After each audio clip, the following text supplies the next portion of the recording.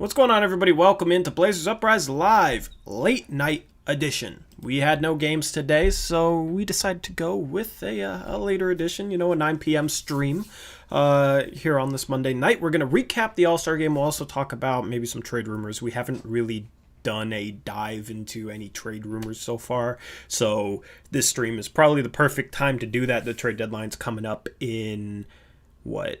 I can't 17 days? 17 days. Good math, Eric. Yeah, so 2.5 weeks.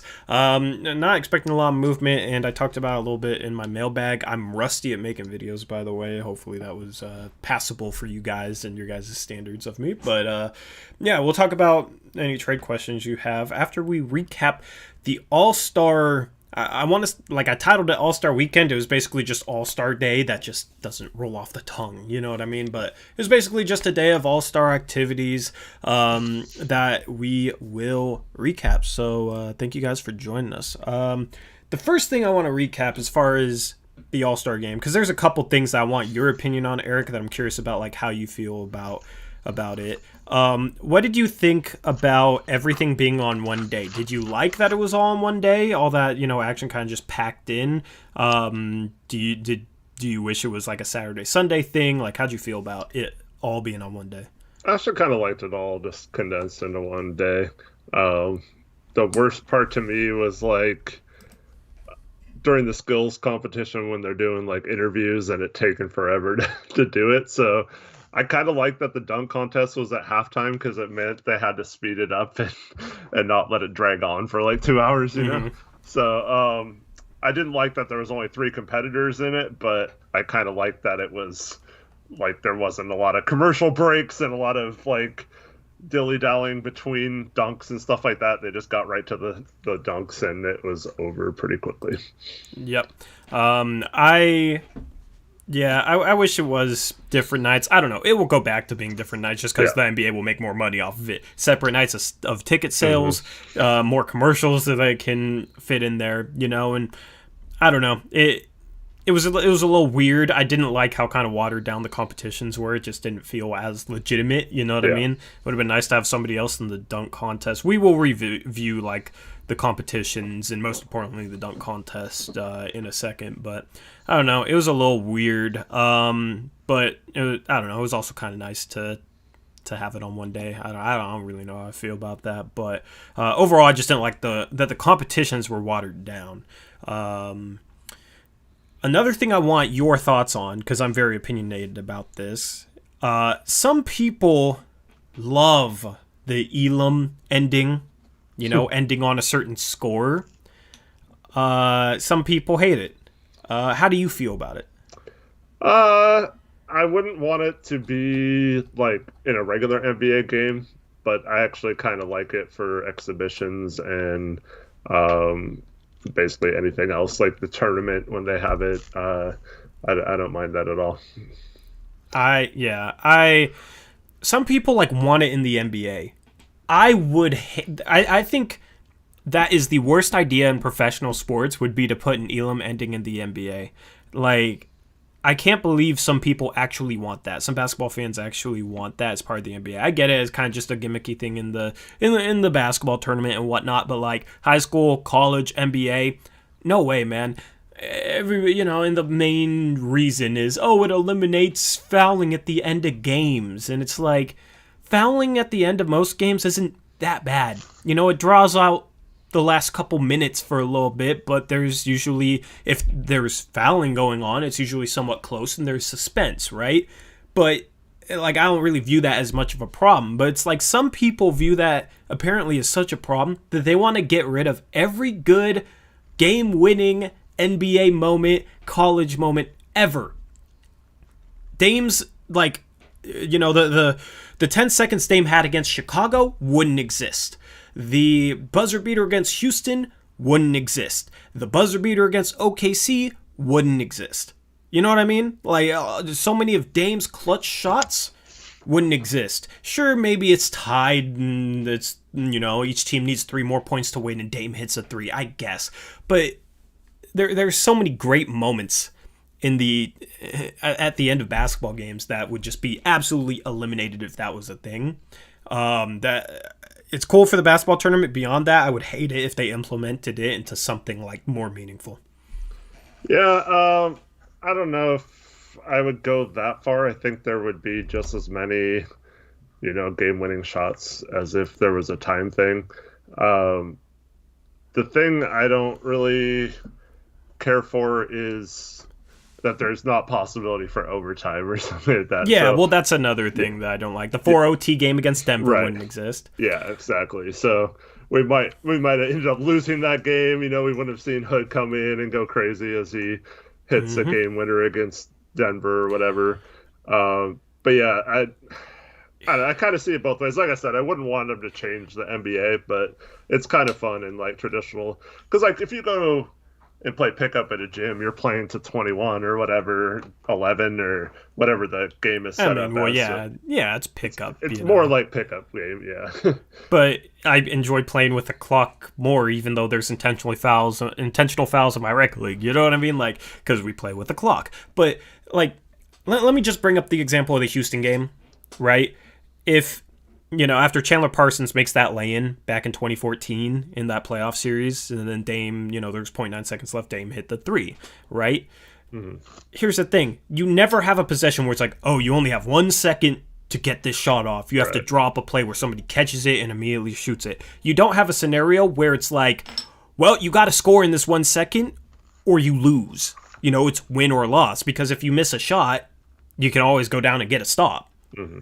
And then get another chance. So there isn't like as much riding on like one shot or one play, or maybe one defensive stop if you're up with 2 seconds left, right? Because it just doesn't work out that way with a target score as the ending, because the game could hypothetically stretch on for 2 hours if nobody scores the ball. Obviously, it's not. It's just like there isn't that do or die suspense with it that would just. I don't know. That's like the biggest reason, that and the overtime thing. Yeah, I don't know what Elam stands for, Beavis. I think that was just. I think it's the guy's last name. Came up with it, yeah. Mm-hmm. But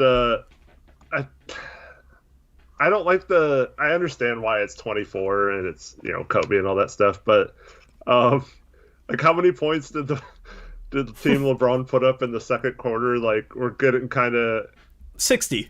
Yeah, 60 yeah, points, it felt like a third of what it should have been. Yeah, so 24 just seems like such a small number for an all-star game. Like, I get it for, like, a real game, but in an all-star game, it seems like we're kind of lessening how much time players get to play by cutting out most of the fourth quarter or whatever. So I kind of like it to be a higher number, but again, like I understand why it's 24 as well. Well, it's a cool if you want to honor Kobe, this is what you do. At halftime, okay, say it's 100 to 80. The target score, if the leading team has 100, which is what Team LeBron had at halftime, the target score would be 181 over the last 2 quarters, right? Just combine the last 2 quarters, make it 81 points to honor Kobe. And that way it like make more sense, because you're talking about it was 100 to 80 at halftime in the first half, so it'd be more, defense. We might ratchet up like 81 points. That's a great way to honor Kobe, where it's not like you play 3 quarters and then a third of a fourth quarter and the game's over, because that game was over like that because Dame got hot, because Dame started hitting. But so I don't know. It took the. I feel like Team Durant, if they had like 12 minutes, might have been able to make it close. But since you're only talking about 24 points in the All-Star game, and they were already up by so much, it gave them even less of a chance. Well, I don't know. Team LeBron is really good. I don't think they're winning that game. I mean, bro, you got... Okay, let's talk about the All-Star game, then we'll talk about the contest. So, Dame pulled out his half-court shot. He hit 2 from basically half-court. I think it was like 2 for 4. A couple, like one he missed off the backboard, missed badly, missed too strong. But like him and Steph going back and forth from that range was really fun to watch, because I don't know if they've played on the same All-Star team in like the last couple 2-3 years, and that's kind of when Dame really started stretching his range out. You know what I mean? Like, I wish there was like a full, I wish we could have had a full capacity crowd for that, because that's like what you come to the All-Star game for as a fan. You want to see the best players on the court, but you also want to see them do amazing things. And Dame was doing some amazing things in terms of some of the shots he was hitting. Yeah, well, Steph was hurt last year, and Dame got hurt the game Hmm. before the All-Star game, so neither of them played. I don't know Yeah. if they would have been on the same team, but yeah, um, it kept my interest in otherwise kind of like I wasn't super excited about the All-Star game other than hopefully seeing Dame do well, and then I was excited to see Ant in the dunk contest and stuff, but like overall the All-Star game is kind of hit or miss for me. Like I don't really Yeah. care to watch it too much, but that definitely made it exciting. And the nerve of Damian Lillard to not only shoot a half court shot, but he misses his first one, right? So you're Hmm. thinking, okay, he tried it, it didn't work out. The next possession, he shoots He does another it one, but again. like, dude, the nerve of this guy to take another half court shot after you tried it and you missed the first one. That's hilarious to me, and he cashes it, of course. And then like Steph had to try to do it too. I thought an even cooler moment was right after that when him and Curry and then Chris Paul all got alley oop dunks in a row. That was cool too. Okay, yeah, that was definitely fun. Cause like Dame, like it's not surprising if Dame does that. It's Right. a little surprising. Like Steph got up on his. Yep. Like normally he's just rim grazing those, but he actually got up a decent amount for Steph's standards and threw that down, and that was a little surprising. And then it's really surprising when you see Chris Paul do it. Yeah. So it was kind of just ramping up in terms of the level of surprise. And Dame talked about how they all said they all needed to get alley oop dunks, and then they actually did it like back to back to back. They all wanted alley oop dunks, and then like half court threes. Apparently, Chris Paul didn't get the chance to try his half court three. That's what Dame said. But I don't know. That might not be a bad thing, okay? Because Dame and Steph got range, and CP3 has range, but not Dame or Steph range. Yep. And then just the fact that Steph missed his three to win it, and then Dave made it.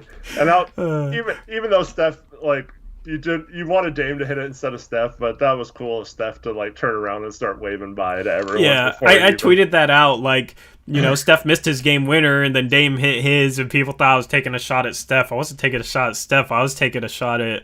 I was like making fun of Kenny Smith because Yeah. Kenny Smith was just like, I'd rather have Steph than anybody else with the game on the line, and it's like, honestly, like it's arguable. Like I'm not gonna say 100% that I'd rather have Dame over Steph with the game on the line, but like you look at the clutch stats this year, it's pretty hard to make a case against Dame, so it's a legitimate argument. And you got Kenny Smith here during the 3-point contest saying we 100% have Steph. So then I thought it was funny that Steph missed his and Dame made his, because that's who people were bringing up to him, and that's why I tweeted it out, and people were like, "Can y'all stop comparing him, like stop the Steph slander and whatnot." I wasn't even trying to slander Steph. I was more just like making fun of Kenny Smith. Yeah. What's funny though is we'll get into this when we talk about the dunk contest, but at halftime, Kenny Smith said something that I 100% agree with, and that was about us not getting our athletic dunkers lost. So it's weird that he had that kind of take in the middle of the game, but before that, he's like saying how Steph he'd want Steph instead of Dame in that situation. But yeah. As far as MVP, I thought Dame probably deserved it, but he got hot late after voting was open, so All-Star voting's kind of broken. Giannis didn't impress me at all. Like 16 for 16, cool, but 2 of his 3 threes were lucky. He banked them in. All right. Other than the 3 threes he took, like his other 13 shots was basically him running to the rim and nobody defending him, and him just dunking with nobody playing defense. That's not impressive to me. Dame, like, hitting a shot from half court with nobody playing defense, that's still impressive. I don't care they're not, guarding him. The thing is, most people wouldn't guard you at half court in general, so it's not even, doesn't even seem weird, that he's not guarded. Whereas you got like 3 defenders standing around Giannis in the paint just kind of watching them, watching Giannis dunk and not even try. And it's like, I don't know. I wish they did it a different way other than fan voting, but it is what it is. We'll get into there wasn't fan voting to decide the dunk contest winner, which I thought helped, and we can talk about that in a second. And the thing is about the voting, so for those that don't know, it opened up like towards the beginning of the third quarter, like the voting for MVP. Mm-hmm. And at that time, Dame started the third quarter because LeBron didn't play in the second half, but they they had Giannis had already had most of his points at that point, and Dame was not MVP worthy when the voting opened.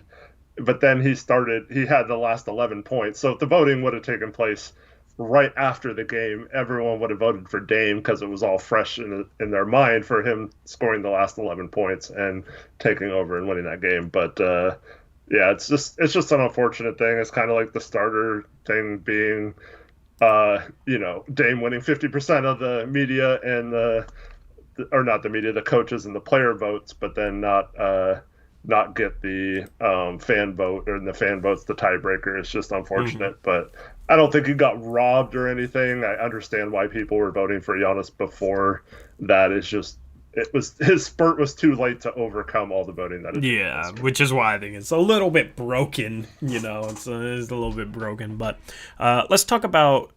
Or were you about to say something else? I was just going to say the fan votes too is always going to be. You're always going to have stuff like that. I mean, there was a football game on Nickelodeon, playoff game, and they voted Mitchell Trubisky as the MVP or something, and they lost to the Saints in the playoffs. So like fan votes is always going to be kind of stupid.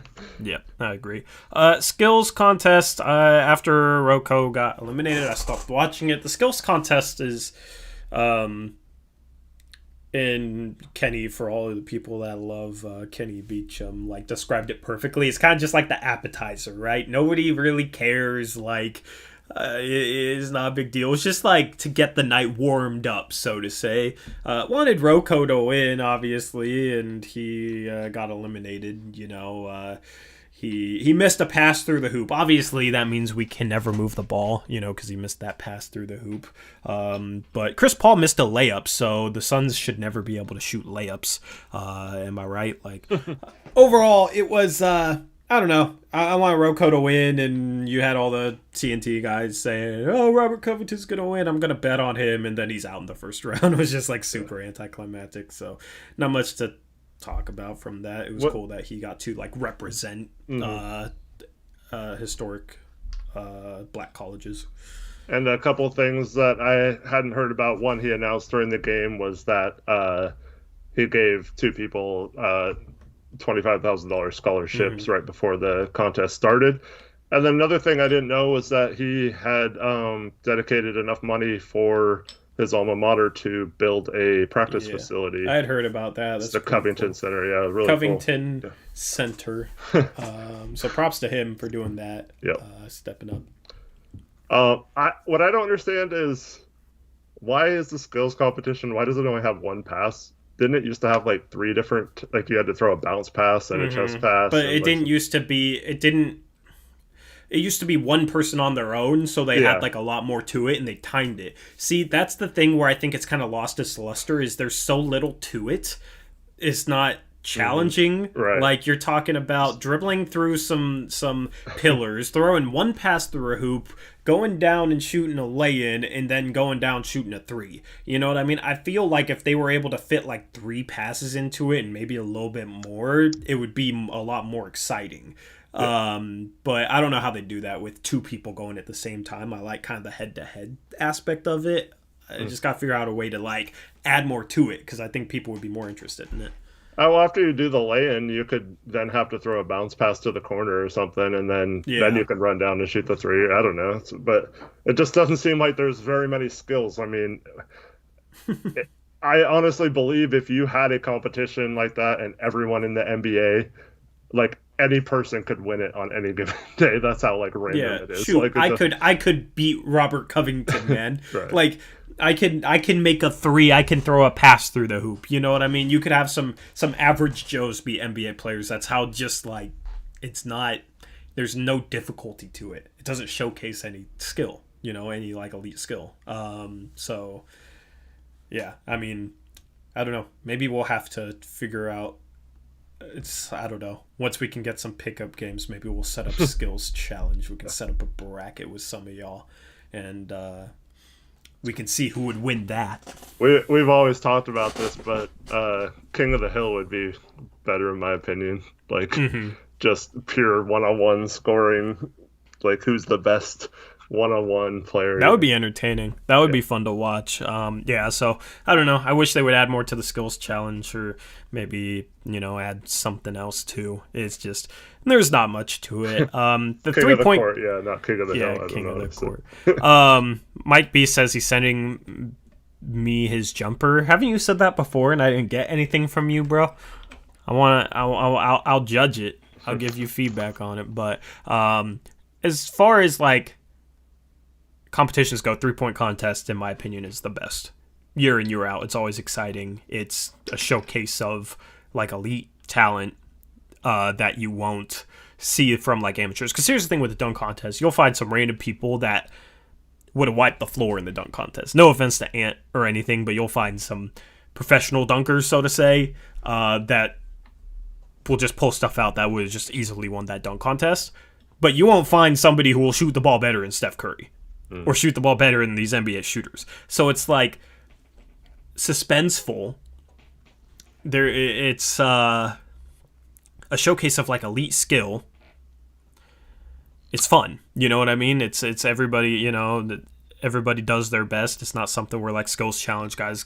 Some guys, it seems like they're just jogging through it. Chris Paul's missing the lay-in. Dunk contest, it's like I came away from that dunk contest like happy for Ant that he won it, but also like I know you can do so much more than that with that vertical. You know what I mean? Like, and we'll talk about that in a second. Whereas the 3-point contest, it's always, always lives up to the hype and is always exciting. Steph Curry won it. I don't think that's a surprise, but he had to win it on the last shot against Mike Conley, which I thought was pretty cool. The fact that Conley almost won that. And the fact that he got to participate in the All-Star game, because he's been like super close to getting to the All-Star game multiple years. That's why I wasn't one of those people out there on Twitter crying about the fact that he got into the All-Star game. But yeah, I thought the 3-point contest was very entertaining. Just wish Dame was in it. Yeah, I'm not sure how much rest he got by not doing it, considering he was there, like cheering him on anyway. But the 3-point contest, that's always been one of my favorite too.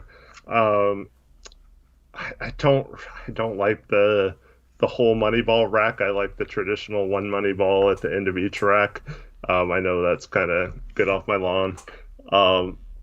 I would maybe be a fan of the longer shot too if Dame was in it, but since he hasn't been in the last 2 years with that in there, I don't know. I just kind of like being able to compare, because they're like, oh, well, Craig Hodges has the record with this many points, but like he didn't get a whole money ball rack and two like long shots or whatever. So like it's kind of cool because like the dunk contest, you look back at like Jordan and Dominique, like the dunks are impressive, but like pretty much anyone can do those dunks now. So it's like you had to be there at the time to like appreciate it. But a 3-point shot is still the 3-point shot. So like you could go back and see like, oh, look how Curry compares to Bird back in like 20 years ago or whatever. Yeah. And so that's kind of cool to be able to compare that. But other than that, it was really entertaining. The field obviously was pretty good this year. It's always cool too because the spotlight's on you and like everyone's watching you, especially when it's only one competitor at a time. So like when you start missing a couple, it's interesting to see what players just completely fold and like just give up at that point, and what players like can get it back and then get back into rhythm and finish strong like Curry did. But yeah, really fun 3-point contest I thought this year. Yep. You're actually talking to a 3-point contest winner. Okay. I have my senior All-Star game. I should have won the dunk contest, bro. I should have won the dunk contest. I won the dunk contest, didn't even complete a second dunk. I completed 2 dunks. I stood at the elbow, jumped up, went between the legs with the ball, lobbed it off the backboard, caught it, kind of cocked it back, dunked it, right? I had a ton of adrenaline. That's the highest I've ever jumped in my life because there was a bunch of people watching me in the, like, dunking. Like, I had so much adrenaline. And then the second one, I alley-ooped a 360, right? One guy did a reverse and missed the other one, and they didn't have judges. It was just like who cheered the loudest, and the dude had a bunch of family. So I'm still salty about that. I should have won the dunk contest and the 3-point contest, but I did win the... Dame has, like, his first or second year in the All-Star game when he did all the competitions. Yeah, bro. It was like it was like the Clark County, my county's All-Star game. I won the 3-point contest. I think I made 14 of 25. So it's weird shooting off the rack. That's the one thing that like people talk about it, but you don't know it until you do it. And here's the thing with the timer, like people are used to shooting and just like tracking their shot. But like while the ball's in the air, if you want to get enough shots off, you need to be like picking up the second ball. Like you can't really like track the ball. So it's like shoot, pick up the ball, start to shoot while the first one is going in. You're starting your next shot, and it's weird like mentally. So and that's the thing I didn't realize until I never had done something like that before, and that's the thing I didn't. It's you either get a rhythm. If you don't get a rhythm, like you're screwed because it's you can't focus or you can't watch your shot and realize like how you're missing. You just gotta go. So that's the thing with the 3-point contest, but it's fun to watch. Like Trevin says, that guy who beat you had a Mickey Mouse dunk contest win. He did have a Mickey Mouse dunk contest win. That's one of the few times that actually applies. What's funny is like we had more people on my high school team that could dunk, but like than like people at that All-Star game, but they were all juniors. So I don't know. It wasn't like I had somebody on my teammate that was a far better dunker than me, could like windmill, like just dunk on people. But yeah, I should have won it. I got the 3-point trophy somewhere. But anyway, enough about me. I know I probably triggered some people. Every time me or you ever talks about like any of our own basketball experience, there's always that one person in chat that's just like, these guys were living their glory days. It's like they get so salty, man. I don't understand that. I don't think we have it on this channel. It's the other channel. It is on the other channel. Not in this chat. You guys are homies. But yeah. So as far as the dunk contest. Yeah, put it behind you next stream on your table behind you. I need The problem is I don't got enough like camera space. But yeah, just set up a bunch of trophies in the background. Like my Pee-wee basketball trophies and whatnot. Well, did you just say you don't have enough camera space for all your trophies? Yep. Humble brag right there.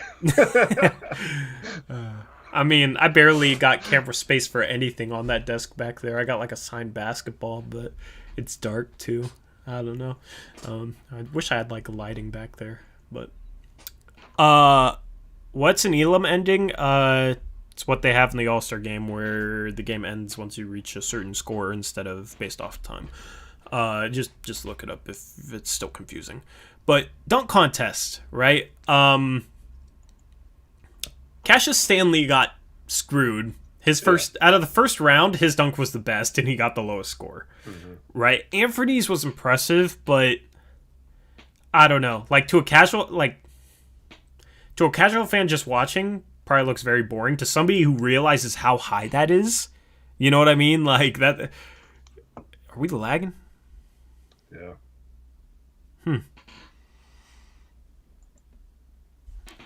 It'll fix itself. I think we are fine. Hopefully.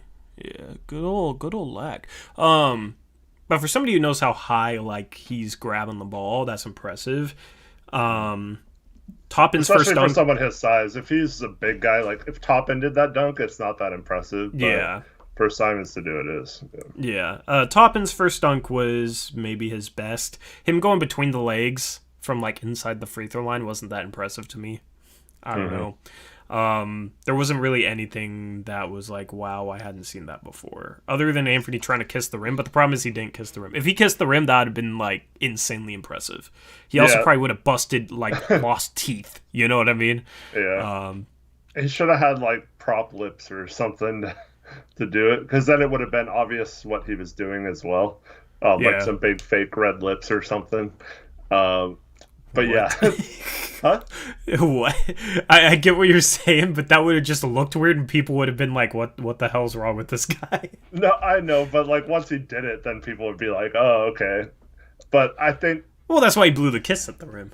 Yeah, I know, but he wouldn't have had to make it that obvious. He would have just... Yeah. But anyways, if he would have actually kissed the rim, that would have gone down with some of the most famous dunks, like D Brown pumping his shoes up, and the Cedric Sabalas blindfold, and like the Vince Carter. I mean, you could pick any dunk from that one. Yeah. That would have gone down as one of the greatest dunk contest dunks ever. I understand why he ducked his head away at the last second, because I wouldn't want to break my jaw on the rim either. But yeah, it was a cool idea. But yeah, if you don't actually kiss it, it's not that great of a dunk, because like anyone can pretend they're kissing. But like when you get that close to like your head that high, though, it is impressive. Yeah, he just. I hope he does it next year as the defending champ, because I feel like he left so much on the table that he could potentially do. Mm-hmm. You know what I mean? Like, he played it safe and still won, but like he played it safe. I normally they invite back the former dunk champion, so I hope they invite him back and he like pushes his limits, because I feel like he didn't push his limits. You know what I mean? Like, in terms of jumping, he's getting up there, like, definitely 100%. But like, I feel like he could easily 360 between the legs, at least. Or I don't know. I feel like if he was creative, he could come up with some stuff that like we've never seen before. You know what I mean? Like, he jumps that high.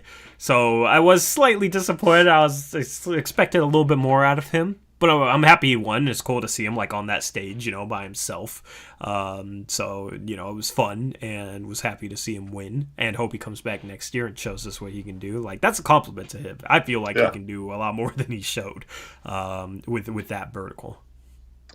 Yeah, that's also weird with only 3 people, and yeah, you just didn't get the volume of dunks, because normally I think you would get more than 3 dunk attempts as well. Yeah, so. Normally you get 4. Yeah. I do like what they did in the last round, where it wasn't based off fan voting or whatever, based off like scores to 50. I like that, next year I hope they do it where it's like, okay, scores for the first round, okay, to determine who are the 2 finalists are. And then, normally they have 2 dunks, so have their 2 dunks next year. But then at the end, have the judges pick who wins. So you don't have like a Dwayne Wade moment where he picks a 9. You know what I'm saying? Like, Simon's won because 3 of the 5 judges picked him, and 2 of the 5 judges picked Toppin. So I think that's probably the best way to do it. You won't have like something crazy where it just goes way too long and you have like 8 dunks and they're all 50s like you did between Aaron Gordon and Zach LaVine. While that was fun, it was like to the point where it was like everything's a 50, and based on what's been judged a 50, you have to give a 50 for all of them. And as a judge, you don't want to be that one guy that gives a 9 when everybody's been given 10s, and all these dunks deserve 10s. So I don't know. I like that they did it like that. I don't know if they'll do that next year. It could have been because they didn't have time, so they knew they had to do it like that. But yeah, we would. It's kind of like the Elam ending. We don't get the dunk off though if they tie. That's if they both have a 50 dunk worthy dunk, then how do you choose who wins? It's a dunk contest, not a basketball game. I kind of wish I actually kind of wish they do that in the first round, because then it would take away from like, oh, Cassius Stanley got robbed, and then it was all in his head on the second dunk, and he messed up because he was thinking about how he had to make like an insane dunk just to pass the other 2 or whatever. So if they just did it in the first round, then they could have the finalists, like each could vote for their top 2 finalists, and whoever gets the most votes, or the 2 people that get the most votes, go to the finals or whatever. Kind of like that idea. Yeah. They could definitely tinker with it, but overall, what were you saying? I was to say, I also, with 3 people, you probably didn't need like a finals either. You could have just had them all do 3 dunks and then vote for who you thought won. Yeah. A little weird how they kind of did that, but I mean, if it's at halftime, I understand it. It's crazy that we have the past 2 dunk champions on our team, and we rarely utilize their athleticism. Yeah. Kenny Smith was speaking facts, because he said, if you're Terry Stotts, you gotta get this guy to the rim at least once a game. Yep. And it's like, yep, But no, he just always catching the ball out on the perimeter against a set defense, and then he has to try and make something happen off the dribble against a set defense. And it's like, of course he ain't getting to the rim. Utilize him as a lob target. Like that set we ran for Nas, why couldn't we run that for Anthony? You know what I mean? Or Derek Jones Jr. Utilize these guys' athleticism. It's like when you got a guy like Anthony on the floor at the same time as a guy like Nas, and the same time as a guy like Nasir or Derek Jones Jr. should be playing up tempo in transition, yep. And also just utilizing, running things in a way that could utilize those guys' athleticism around the rim. But we don't do that, and it's a shame. Yeah, Ant has 2 dunks on the season, which is crazy. Like you said, he mostly just camps out at the 3-point line. I also like your point about transition, and that's where all these guys can shine and get these dunks too. If you can't design half-court sets, get them out on the fast break, let them run and dunk on those. But we slow the ball up. We try to run our half-court sets as much as possible unless we're losing. And it's frustrating that pretty much everyone can see now we have this athleticism. Let's start using it. No, it doesn't have to be, let's shoot the most amount of threes ever in a game. Like that seems to be the game plan right now. And Stotts has even said that's basically their game plan this year is to shoot as many threes as possible. And that's not always the best strategy. Like obviously if you're shooting the ball well and you're a good 3-point shooting team, you can play to your strengths. But the fact that you are so 3-point oriented does allow you to have those cuts be open when you do decide to do them. And like you said, I just wish they'd utilize that more. Yep, but what did people say last year? We just don't have the athletes, right? I don't know. We got 3 of the best athletes in the NBA with Nas, Derek Jones Jr., and Anthony. Got some phenomenal athleticism there, and you got enough passing to, especially with the starting lineup with Nurkic back and CJ back. And you got Dame. All those guys can pass the ball, so I don't know. Hopefully we see more of that, especially once Nurkic gets back. Hopefully we start, going back to utilizing him as a passer, which we've inconsistently done. Hopefully it's a consistent thing in the second half of the season. Is there any injury update on when CJ is potentially back? He was cleared for full contact practice. Does that mean he might play on the 11th?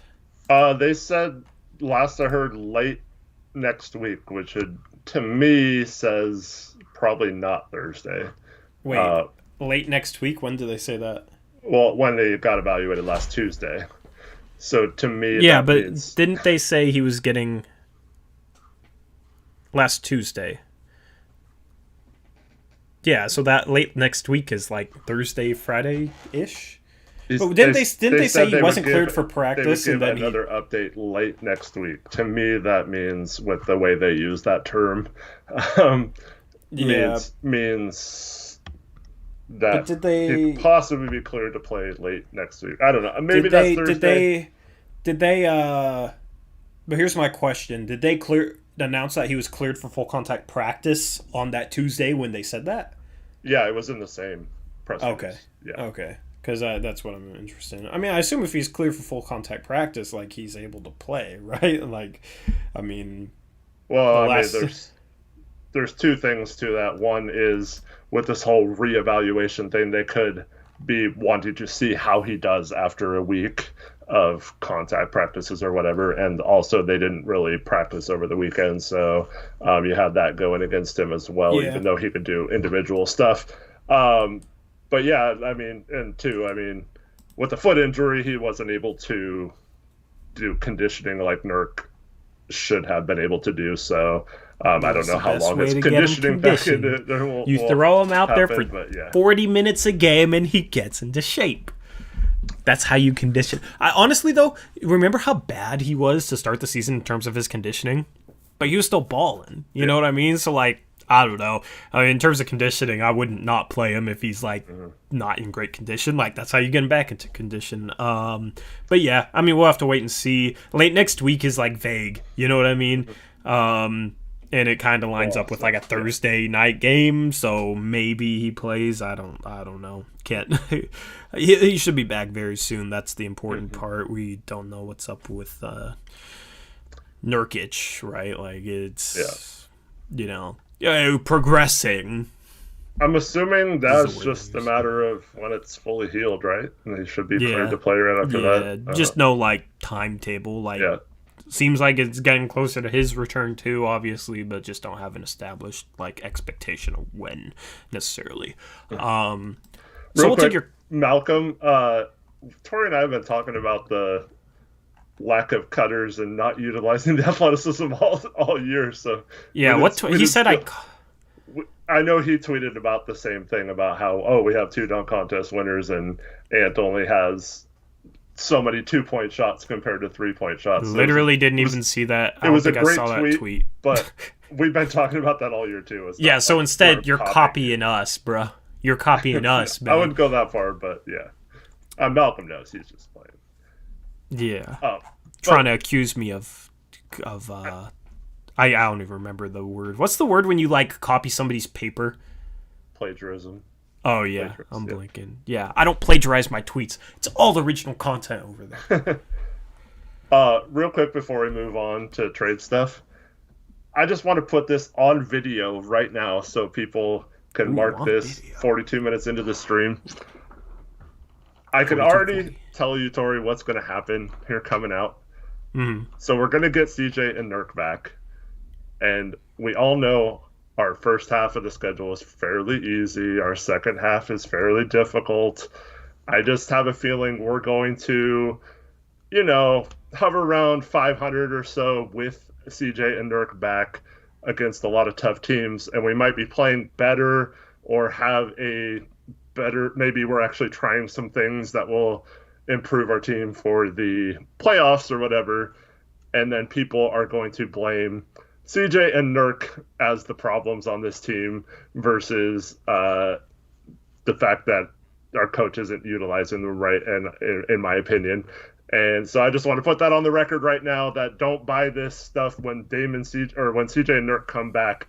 If the Blazers struggle to win games against really good opponents, don't feel like they took a step back because they have these talented guys back. That is not the reason. You guys know what we think the reasons are.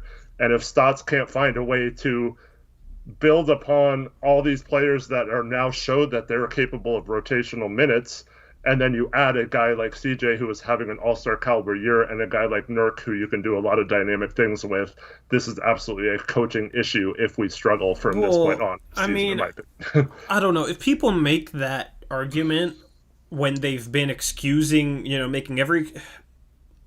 How do I phrase it? You have a lot of people out here that are making injury excuses for Stotts. We don't have CJ and Nurkic, so Stotts gets an automatic pass. If those same people then go and turn around and like make it out like, oh, we're losing games because we have CJ and Nurkic, I don't know. That is so obviously ridiculous that I don't know. Like I wouldn't be surprised by pretty much anything being said, but if the same people that were making every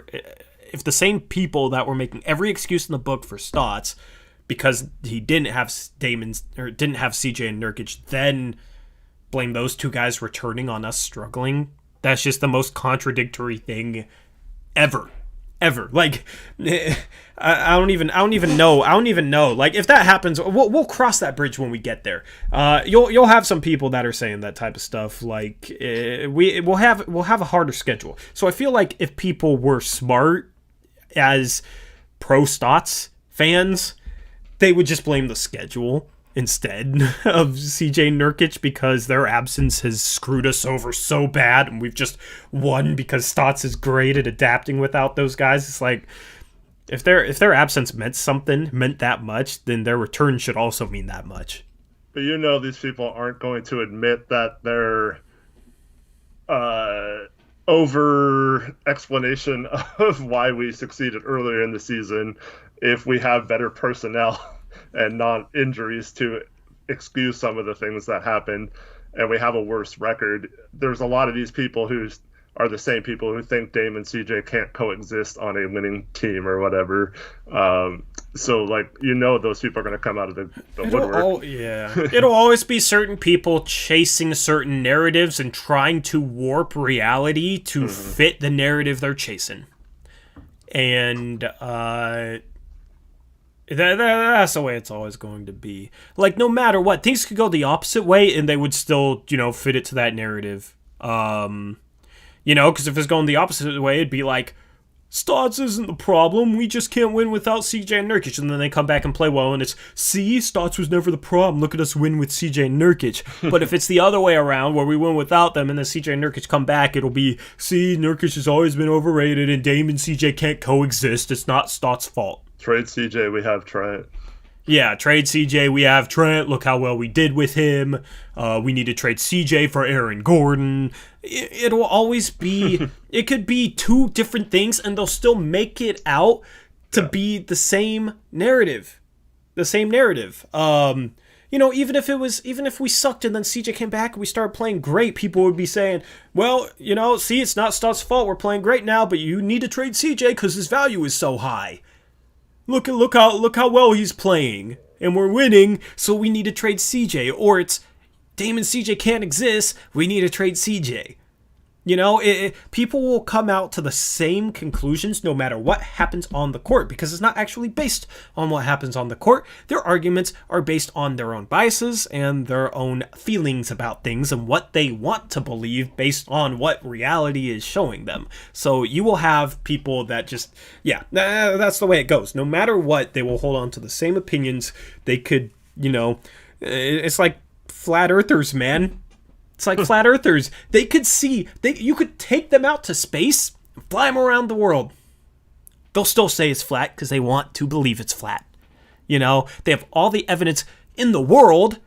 They have all the evidence on this sphere that we're on this planet. All the evidence in the world. And they still believe the earth is flat because that's what they want to believe, right? So that's the way it is with guys like... with certain guys that like to call everyone else flat earthers. Mm-hmm. They're like flat earthers to me, so to say. Yeah. Most of y'all should know. I don't want to read some of y'all, that, but yeah, some of y'all might not know what I'm saying, but I know some of y'all do. That's the way it is. I don't know. Let's move on from that and take trade questions if you're ready for that. Well, so there's a couple of news. So Blake Griffin officially signed with the Nets.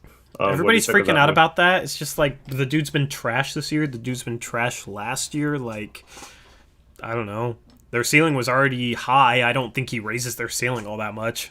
Like, I don't know. He just hasn't been good this year. And maybe he bounces back, but he's always been in Detroit when he was playing well. It was like everything was running through him. I have question marks about him being able to be like a supplementary piece, so to say. Well, yeah, playmaking wasn't necessarily high up on the list of needs for the Nets either. Exactly. So he's going to be an off-ball guy. It's not like he has athleticism as a lob target. Dude barely dunks anymore. Like, I don't know. Everybody freaking out about that. It's like whatever. And you have people freaking out like, oh, Andre Drummond's going to get bought out and go to the Lakers. Andre Drummond is worse than Enes Kanter. Like, as far as those guys, I honestly don't care.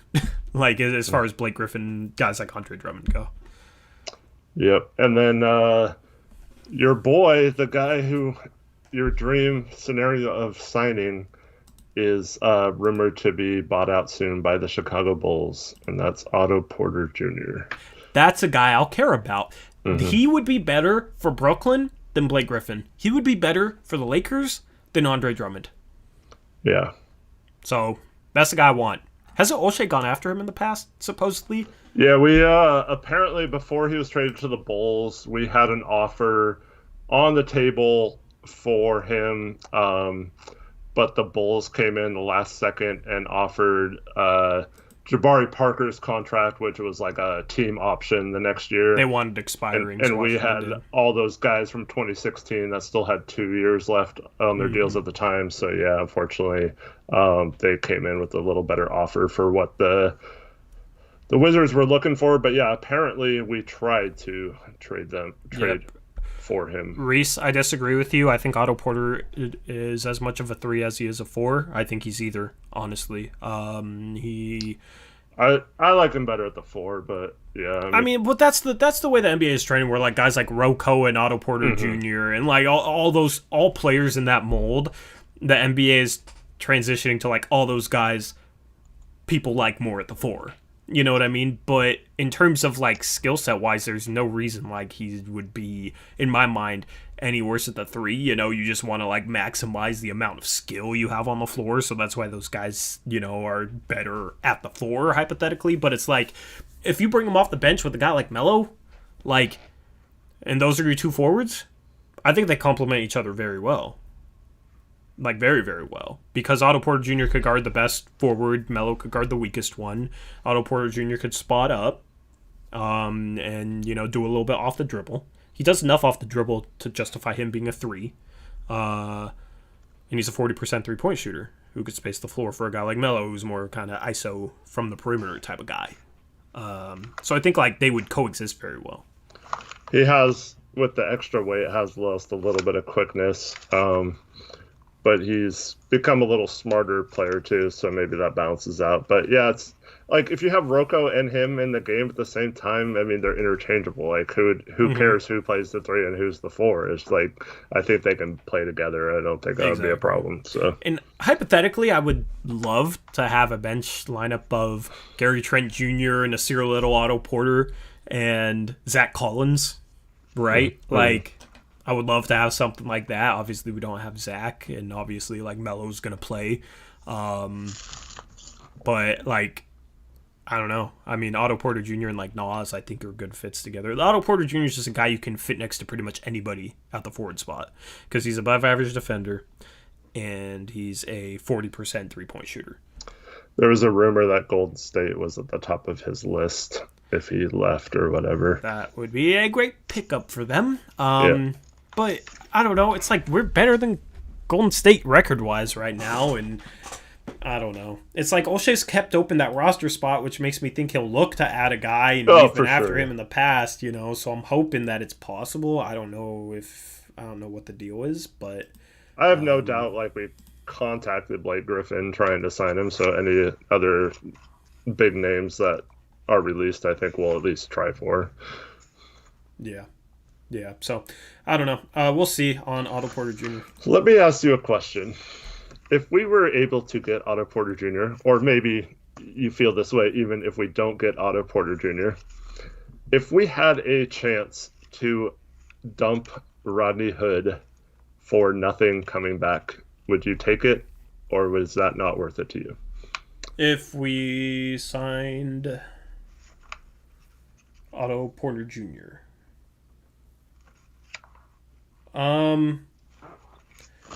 I don't see the point. Like, what does it accomplish? Well, for one, it gets rid of the problem of having to force him minutes and giving. You just don't play him in the second half of the season. You know what I mean? Like, yeah. The second part of that is it makes our finances a little better. If it came down to it and we wanted to use our biannual exception on someone like that's a free agent and it was a money decision, like for example with Blake Griffin, he gave up $13 million and then got the tax mid-level from Brooklyn, and then it also would give us a $10 million trade exception that we'd have for a year. Who would we side with the biannual exception that'd be worth it though? I'm just saying, like if Otto Porter Jr., for example, it came down to like he wanted more than the minimum or something. I know that I would with the buyout situation. Yeah, I would trade Rodney Hood for nothing if it meant getting Otto Porter Jr. Otherwise, it's like there's nobody worthwhile to get with the biannual exception that we'd really need. Well, yeah, I agree with that. And like his salary's potentially tradable as an expiring contract next offseason. You know what I mean? Like, obviously, people probably wouldn't want to pay him $10 million next season, but for $10 million TPE, like, you know, you can absorb salary, so that's nice. But we should have enough depth where it's like anybody we could absorb for $10 million or less that teams are just willing to give out for free probably wouldn't be an upgrade in our rotation. so to say, because we're in a good spot depth-wise with some of our young players. And if we were going to like make a splash move, it would be more so along the lines of trading for a big salary player, which we might need his $10 million for, if that makes sense. Mm-hmm. So that's why I like wouldn't do it unless it meant like getting Otto Porter Jr. If it's just in a vacuum, no, I probably wouldn't. Because I'd be kind of afraid, like, if we signed Otto Porter Jr. or something, that then, like, Nas would just never play, and they'd take, like, minutes from Derek Jones and not Hood's minutes. I don't know. I wouldn't be scared of signing Otto Porter Jr. if it meant Nas losing his minutes, because Otto Porter Jr. is better than Nas right now. Let me lag in a little bit. It's just a little choppy, I think. I think we're back now. Yeah, I think it was just a little choppy. I mean, you wouldn't want to sign Otto Porter Jr. because it might mean Nas getting no minutes. I don't. No, that's not what I'm saying at all. I'm saying if you're Olshey and like you can tell stats all you want to play certain players, I just think I don't know. It seems to me like they're gonna give Hood a chance no matter what, in my opinion. That's all I'm trying to say. If they're gonna give Hood a chance no matter what, they probably don't sign Otto Porter Jr. then. Yeah. You know what I mean? It likely comes down to like giving Hood minutes or giving Otto Porter Jr. minutes. Because Otto Porter Jr. isn't going to sign here if it's like going to be a struggle for minutes. And if they're going to continue to play Hood once Otto Porter Jr. is here, it's going to be a struggle for Otto Porter Jr. to get minutes. Mm-hmm. So it likely would be in order to land Otto Porter Jr., you got to promise him a role that would in turn reduce Rodney Hood's role to almost nothing. If that makes sense. So, yeah. And also Nasir Little's. Because, I mean, you think about it, when we're healthy, you got Gary Trent Jr. playing the backup guard minutes. You got Melo at the backup 4, Canner at the backup 5. The backup 3 minutes, you can't split that amongst 2 guys. Especially with the way Derrick Jones Jr. is playing right now. Like, what? You got Derrick Jones Jr. playing maybe 24 to 26 minutes a game. You got 22 to 24 for a guy like Otto Porter Jr., you're not going to be able to get him to sign there unless you promise him that much. So you wouldn't be able to like give 15 to Otto Porter and like 10 to Nasir, 10 to Rodney Hood. Like you would have to cut both those guys out of the rotation, so to say. So yeah, in order to even land Otto Porter Jr. I'm just worried about being like once if we're healthy, that's the problem. It's a big if, and if someone else goes down later in the season, then we're right back to needing all that depth. But if we get a guy of his caliber, I just think it wouldn't be the worst idea to push that asset into a trade exception versus having so many players on the roster. And then we'd have another open roster spot to either sign someone or if we got like a lower salary back in the Hood trade as well. Yeah, I just like think about it rotation wise, right? Your starting lineup is like the same as the start of the season. Dame CJ, Derrick Jones Jr., Rocco, Nurk. And then off the bench you got Trent, you got Melo, you got Canner, you got Otto Porter Jr., that's 9 guys. Then you got Anthony, 10th guy, who can step in at the guard if needed. You got Nasir, who can step in at forward as the 11th guy. You got Giles, hopefully he's healthy soon, as 12th guy who can step in. He's like your 3rd string big. And then who else am I blanking on? Hood would still Giles, be there, yeah. Hypothetically. I said Giles. I just said Giles. Yeah. Hood would still be there at like a wing spot. Like you have enough depth there that like, some, and then Ellaby is like your 14th guy. And I'm forgetting somebody else. Who else am I forgetting? You say Little? Yeah, I said Little. I'm blanking. I just said Ellaby as the 14th guy. Because like Otto Porter Jr. would I included Otto Porter Jr. in those 14. Yeah. So I'm missing somebody. But like that's enough depth where it's like we could have 3 guys go down and still have enough depth where it's like we wouldn't be desperate to sign anybody, and anybody we could hypothetically sign wouldn't necessarily be better than what we already have. So like I'm not really concerned about freeing up a roster spot by getting rid of Hood, because I don't think we'd get anything much better, and I don't think we need to necessarily. Blevins is on a two-way. I wasn't counting him. Anyway, but basically my whole point is, like, freeing up the roster spot I don't think would matter to me if you're bringing Otto Porter Jr. in. You have enough depth there. Oh, the 15th guy was Collins. That's the guy I was forgetting.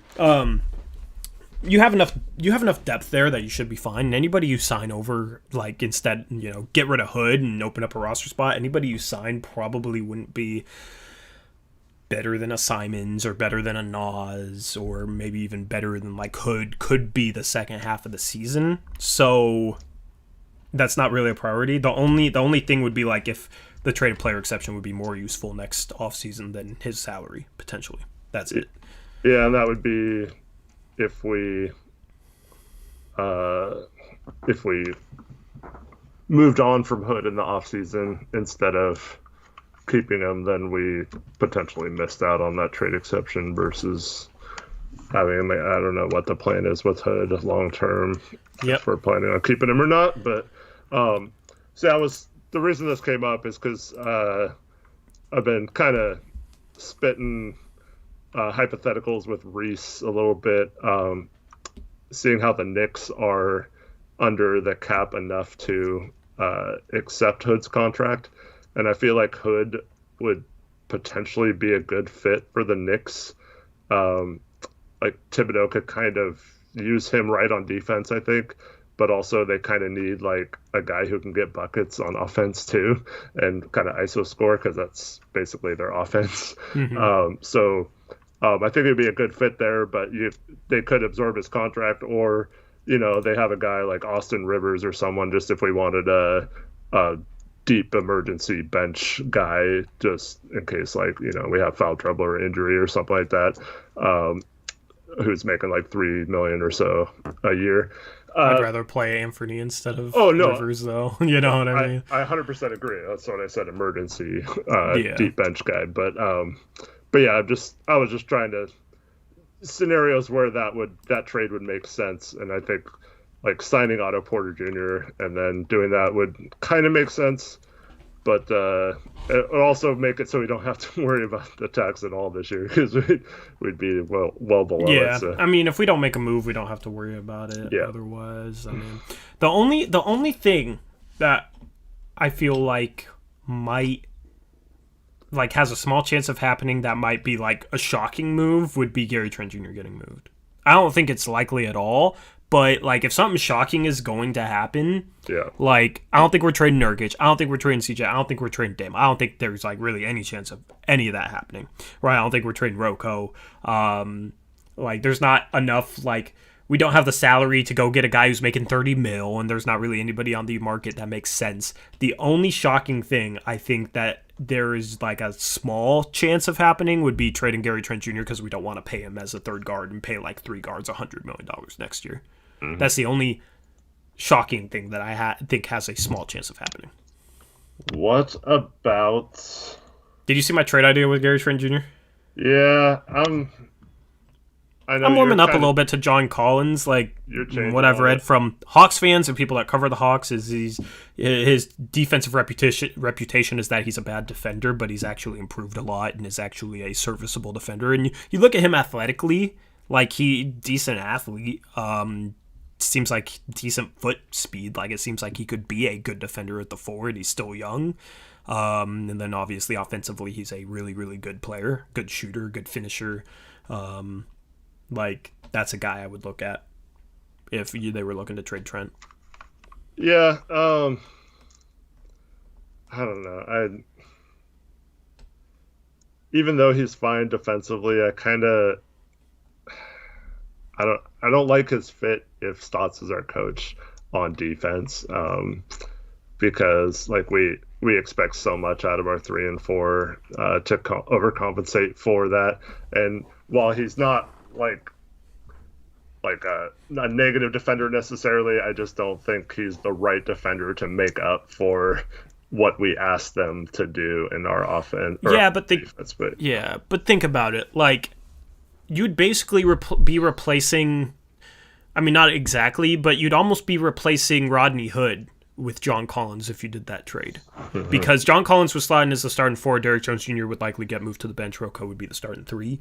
Some people wouldn't like Rocco playing the 3. I think he's fine, especially if you have somebody with the skill level as a John Collins at the 4. So you basically send Derrick Jones Jr. to the bench, and he takes, Rodney Hood's role. So your bench has a better defender there, and he could help make up for like the Melo Cantor pairing, so to say. And would help our bench defense. So, like, yeah, you downgrade the starting lineup, but you downgrade the starting lineup's defense, but you upgrade the bench's defense in a way. And then you hope John Collins could grow defensively. I don't know. It'd be like a splash move. It's just like you got Anthony, you got Dame, you got CJ, you got Trent. Long term, I don't think you can keep all 4 of them. Yeah, I don't know. Like, how are you going to pay all 4 of them and play them enough minutes to justify paying them? Yeah, I mean, I'll entertain that argument. I think Collins is going to get paid way more than any of them. So, well, I think Trent gets upwards of $20 million a year. You look at what Joe Harris got, and like Trent projects like Trent's younger, has more potential, is looked at probably similar caliber shooter, more room for growth. Like I think he could see a similar contract to Joe Harris, who's making what, $20 million a year. Is 18, yeah. $18 million a year. Like, I think $18 to $20 million is certainly possible for Trent, and that's what you have to be expecting him to get on the free agent market. So, like, would you rather pay, like, a third guard who doesn't really have a, like, some people say, start him at the 3, he's undersized there. That's not his best position. He's more of a 2. Like, do you pay a third guard, basically, $20 million, or do you play a guy who you could give more minutes to because he isn't stuck behind a Dame and a CJ and pay that guy $28 million? Yeah, I don't know. And that guy's also a better player. Yeah. I don't know. I think, lately Trent's kind of showing that he's like Joe Harris. He's kind of just a shooter still. So I don't know if that's necessarily if he'll get that much on the open market. He could. Like I said, I don't mind. Some team's going to overpay him, though. Yeah. Some team's going to look at the defense he played in the bubble and like some of his defensive highlights and think that they can get the best out of him, and he's going to be an elite 3-and-D guy who could give them like 17 a game as their starting shoot guard. Like, because he's already averaging 15 a game right now, as it is, at 22 years old. I don't know. How much do you think he gets paid? Probably in that 15 to 18 million range. Yeah, I wouldn't be surprised on that. I just think you got to be prepared to pay him $20 million. Because here's the thing: if they don't trade him, they have to keep him. Yeah. Even if some team offers him $22 million a year, you have to keep him. You got to be ready to pay him that. Here's the thing, though, with the restricted free agent, because blanking on Joe Harris wasn't a restricted free agent, so the Nets almost had to come with a big offer right away to make sure he didn't go sign with another team, and they could go over the cap as much as they needed to sign him. Whereas with Trent, what's going to happen is either some team's going to come in and offer him like $25 million a year and way overpay, hoping we don't match, like a stupid team like the Nets used to do, or the Kings or whatever. And then either that's going to happen, or teams shy away from those because they think we'll match if they offer him up to $20 million, but at the same time they don't want to waste their time. So it basically would bring about like the one scenario where there might be a sign and trade come into play with the Portland Trail Blazers, maybe. But I just don't see a lot of teams offering like $18 million to him, thinking that we'll probably match that since we kept him. So Yeah, I mean, but it's just like you look at similar players, and that's what they make. Yeah. Bogdanovich had a couple teams trying to give him 18 million a year. I don't think he's like he's The, a slightly better to Trent than me, but he's older. the Hawks did try to sign and trade for him before the Kings just let him go. I don't know. Yeah. I mean, dude's still out here getting 18 million. So just looking at like players of his caliber and how much they're getting, like I expect 18 to 20 million. It's going to be rough. And here's the thing. Here's what also doesn't help the Blazers is you didn't have much teams with cap space last offseason, right? This offseason you will, and you have the best free agent target off the market, which was Giannis. And if you have other like top tier targets come off the market for teams that are over the cap, and teams that are over the cap re-sign those guys, you're still going to have a lot of teams with cap space with nobody to spend it on. So that's when those types of teams will then look at a Gary Trent Jr. and be willing to pay him an $18 million a year contract and justify it by looking at other players, similar caliber players that get paid the same thing that are older. So I think it comes down to he's getting at least $18 million a year. I would love to be wrong, but that's what I expect. $18 and $20 million a year. Because I don't really know what the free agency looks like this year, but I don't expect like a lot of big players changing teams. There's still a lot of big names, but I don't think there was as much cap space as you think there is. I mean, there's a few teams like the Knicks and the Hawks used most of their cap space up. They were projected to have like 80 million this year, but they used a lot of it up. That's the team though, the Knicks, the team that I would expect to give him the highest offer. Because Tom Thibodeau will look at him and be like, I could turn him into an all-defensive player. Yeah, but at the same time, they're like, despite all their failures of not signing a big free agent, they're the type of team that'll still go after the biggest free agents first. So and then strike out, and then, I don't know. I mean, like you look at what they paid Julius Randle, like $20 million a year for 3 years, and I don't know, developed him to the All-Star. I feel like they'll want to try and do the same thing with somebody else. I don't know. Hopefully you're right. 15 million I can stomach. 20 million is just getting a little iffy. So I don't know, but do you agree with the premise that like they have to be prepared to give him $20 million if they keep him? $20 million a year? Yeah, I've said this many times. If you are not going to match a certain number and you're worried about that, then you absolutely have to trade both Zach and Gary Trent if there is a number that you're not willing to go. I mean, obviously, if someone throws a max deal at him or whatever. But yeah, I don't want to be sitting here saying the same things I said about the Kings and how they absolutely botched that situation by not trading Bogdanovich during the season last year. And then, like I said, they were offered sign and trades for Bogdanovich and they turned those down. I mean, they did one before they were allowed to talk about it, and the other team got stripped draft picks because of it. But anyways, it turned out, I mean, it was like a late first that turned into 2 seconds, but the Hawks offered them a first round pick via OKC if they wanted to do a sign and trade. And yeah, I don't know why the Kings wouldn't have at least like talked to them about that. And they probably could have negotiated a little more from that, but they let him go for nothing. And that's a guy who could have gotten them a first round pick or something at the deadline last year. So, yeah. I mean, we already kind of talked about this team, but if the Knicks, if that was in their plans, I'd trade them to them now. They have a pretty good cachet of first round picks in the future. They have someone like Alec Burks. So you do like Trenton Hood for Alec Burks and a high first round pick or something. It might be worth looking into. I don't know. Yeah.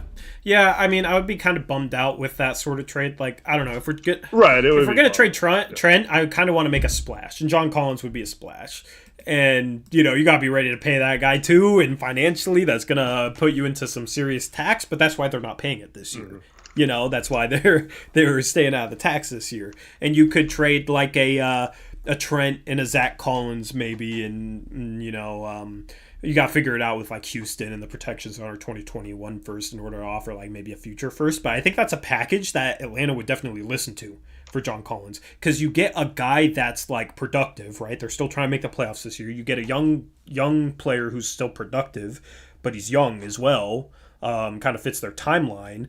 You get a guy like Zach Collins that, you can try and bring back in the offseason as like a young big, and you get a future first round pick. Like, I think that's the type of package they're looking for back for John Collins. I don't know. There's just no other like good young player on a cheap contract that's on the trade market that I can think of. Am I blanking on someone?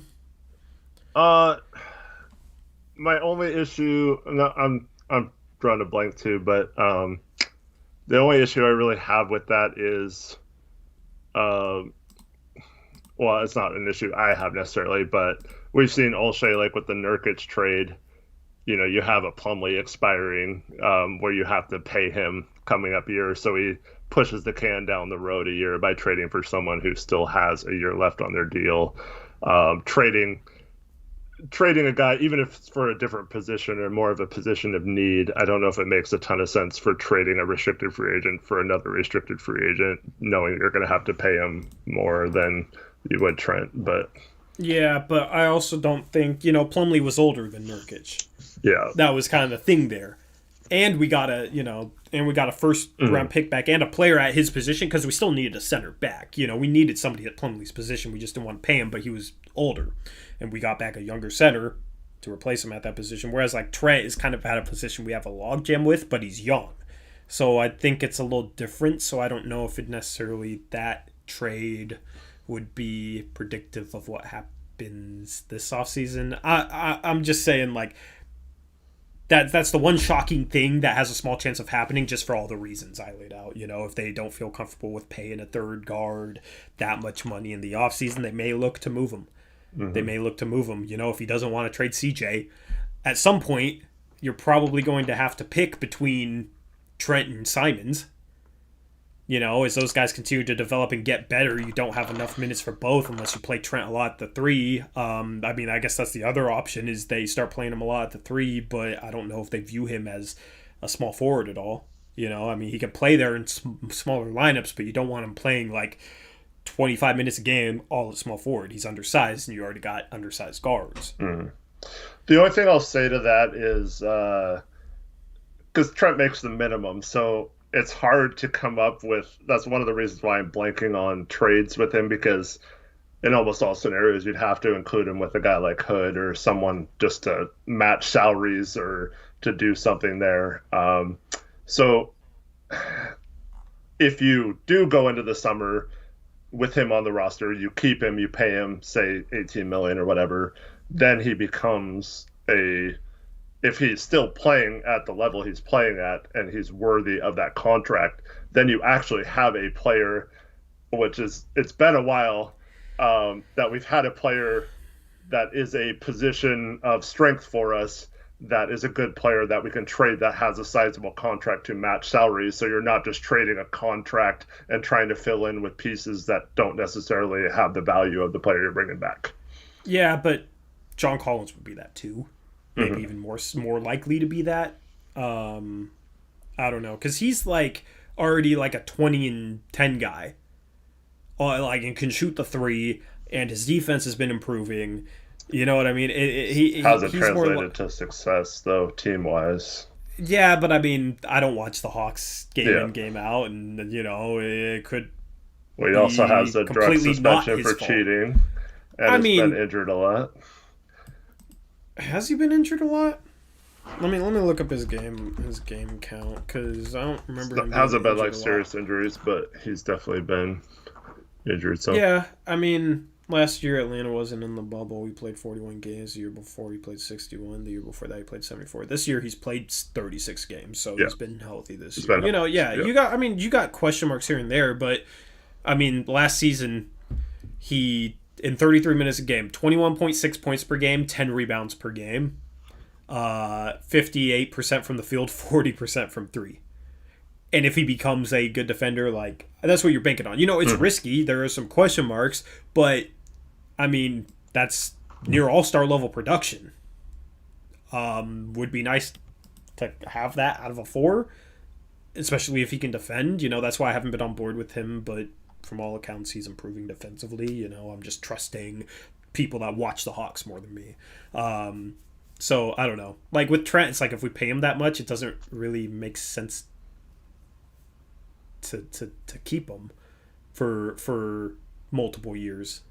Like it would be paying him that much to cash in on him, because you got Anthony in the wings, and he's not going to have a lot of trade value. But I know you're still high on his long term potential and whatnot. You can easily go find a budget third guard, that is serviceable off the bench. Like it's easier to replace a third guard than it is to replace somebody that gives you what John Collins does. So I don't know. It's just an interesting situation to be in. It's not a bad situation to be in. It's a good problem to have, but they're gonna have to make a decision on something, in my opinion. And it might be as simple as they just pay Gary Trent Jr. and he's just their third guard, and maybe they start playing him all small forward if Anthony deserves minutes. I don't know. Yeah, I mean, the hope is that this year they're staying under the tax because they know they're going to have to pay guys to keep them next summer, and that they're willing to go in the tax in future years because of that. I mean, who knows? The plan that might be not the plan at all, and they could just let him walk, which I think would be really stupid for obvious reasons that we've talked about already. It would be. I would automatically be as on board the fire Olshey train as I would be the fire Stotts train if that happened. Yeah, I absolutely agree with that. Yeah, you just don't let assets like that walk that are developed here and are good players. So he's such a good trade asset right now. But the problem is he barely makes anything, and the problem is there's not really anybody on the market to go out and get that, would make a ton of sense outside of maybe a John Collins. But there's question marks with him too, and that's not something that I'm saying I necessarily want to do. I'm just raising it as a possibility. But he's more of he has more trade value right now than I think he will the next 2 years if we re-sign him for $20 million a year. I kind of disagree with that just because, like I said, it's hard to trade a minimum guy and get full value for him. Now, I just mean in terms of how bad teams want him. If we're trading for a star or whatever, and obviously, we match salaries, but they want Trent as a throw-in for that makes sense. But there's not a lot of stars on the table either. I don't know. Yeah, I'm just worried about he gets paid, right? Because you remember Myers and Mo and ET and Crab. Obviously, he's better than all those guys, but I'm just worried he gets paid, and then once he has the contract, he's not. Once guys get paid, we've already kind of seen his effort wane this year compared to last year. If he gets paid $20 million, I'm worried about, okay, he's not going to play as hard as he necessarily should be because he's got his bag, and then he becomes an overpaid guy who isn't really movable. Because teams realize, he doesn't really put in the effort on defense that he needs to because he got paid, and he's just a three-point shooter making $19 million a year, and he's almost untradeable because of that, much like a Crab or a Harkless was. I see where you're going with that, but in my opinion, it would be way worse with John Collins. I would worry that he is that type of player, and he's already shown you a lot more than Trent has, in my opinion. But he also hasn't got paid, and it is demanding a max contract and all that kind of stuff. Hasn't necessarily. I mean, he's played good, but isn't necessarily a max level guy either. I'd still feel more comfortable about paying a guy who you've seen multiple seasons in a row produce like John Collins has than what I've seen from Trent this year. Because you're basically banking on potential. Because you don't want to pay a guy who right now is only a 41% 3-point shooter and doesn't do anything else at an above average NBA level, $19 million a year. Yeah, I don't know, because Trent's put up decent numbers on when he started to. I'd be kind of worried that Collins is just stat padding on a bad team. I don't necessarily like his overall game. So I mean, I get that, and I have the same concerns. It's just if he does pan out, he can be a starter. You know what I mean? Whereas if Trent pans out, like, he's still, what, a 2 guard who should only get like 25 minutes a game. Mm-hmm. Right? And if Trent does pan out, you're going to have to decide to probably trade one of him and CJ anyway. Whereas, like, John Collins, you wouldn't be stuck with that type of decision. So that's, like, my thought process on that. Because, like, if Trent, like, blows out, is like, is worth that contract, like, it's gonna... He's still not a 3 in my mind. He's still a lot more of a 2. So you're probably not going to start him at the 3 because you got undersized guards already, so you can't really play an undersized 3. You're going to have to make a decision. And it's kind of just kicking it down the road, so to say, which I guess is fine. It's just... See, but, like, if you have... Let's say we have the same problem with both Collins and Trent, and, like, we get into next year, we have... No matter what scenario we choose, we have to trade him at some point. Then you're trading Collins, whereas he's like a starter at a 4, and like so you have to make sure you get something comparable back for him. Whereas if you have Trent playing well next year, we just don't have the minutes for him. We can trade him. It doesn't really affect our team that much, but you bring in a piece at a different position for that. Well, similar you still money, have, but yeah. I mean, you still have Rocco on the team, and it could be as simple as if Nas steps up. It could be as simple as moving Nas into the starting lineup if he's ready next year. Yeah. You know what I mean? And he's still going to be on a rookie contract, and Rocco can move to the 4. And maybe you get a really good bench piece in response, which is what Trent is right now. So you just end up kind of where you started. I don't know. Yeah. It's an interesting thing. Like, I don't even know how I, like, feel about it. I mean, like, it's like... I don't have any, like, particular preference. My only preference is that they don't lose him for nothing. So they have to be ready to pay him or trade him. Mm-hmm. Either one, I'm cool with. They just can't lose him for nothing. You can't pull a Sacramento Kings. Yeah, I completely agree. And I think everybody agrees on that. I think a lot of people wouldn't mind this, but I also feel the same way about Zach. I don't think you just...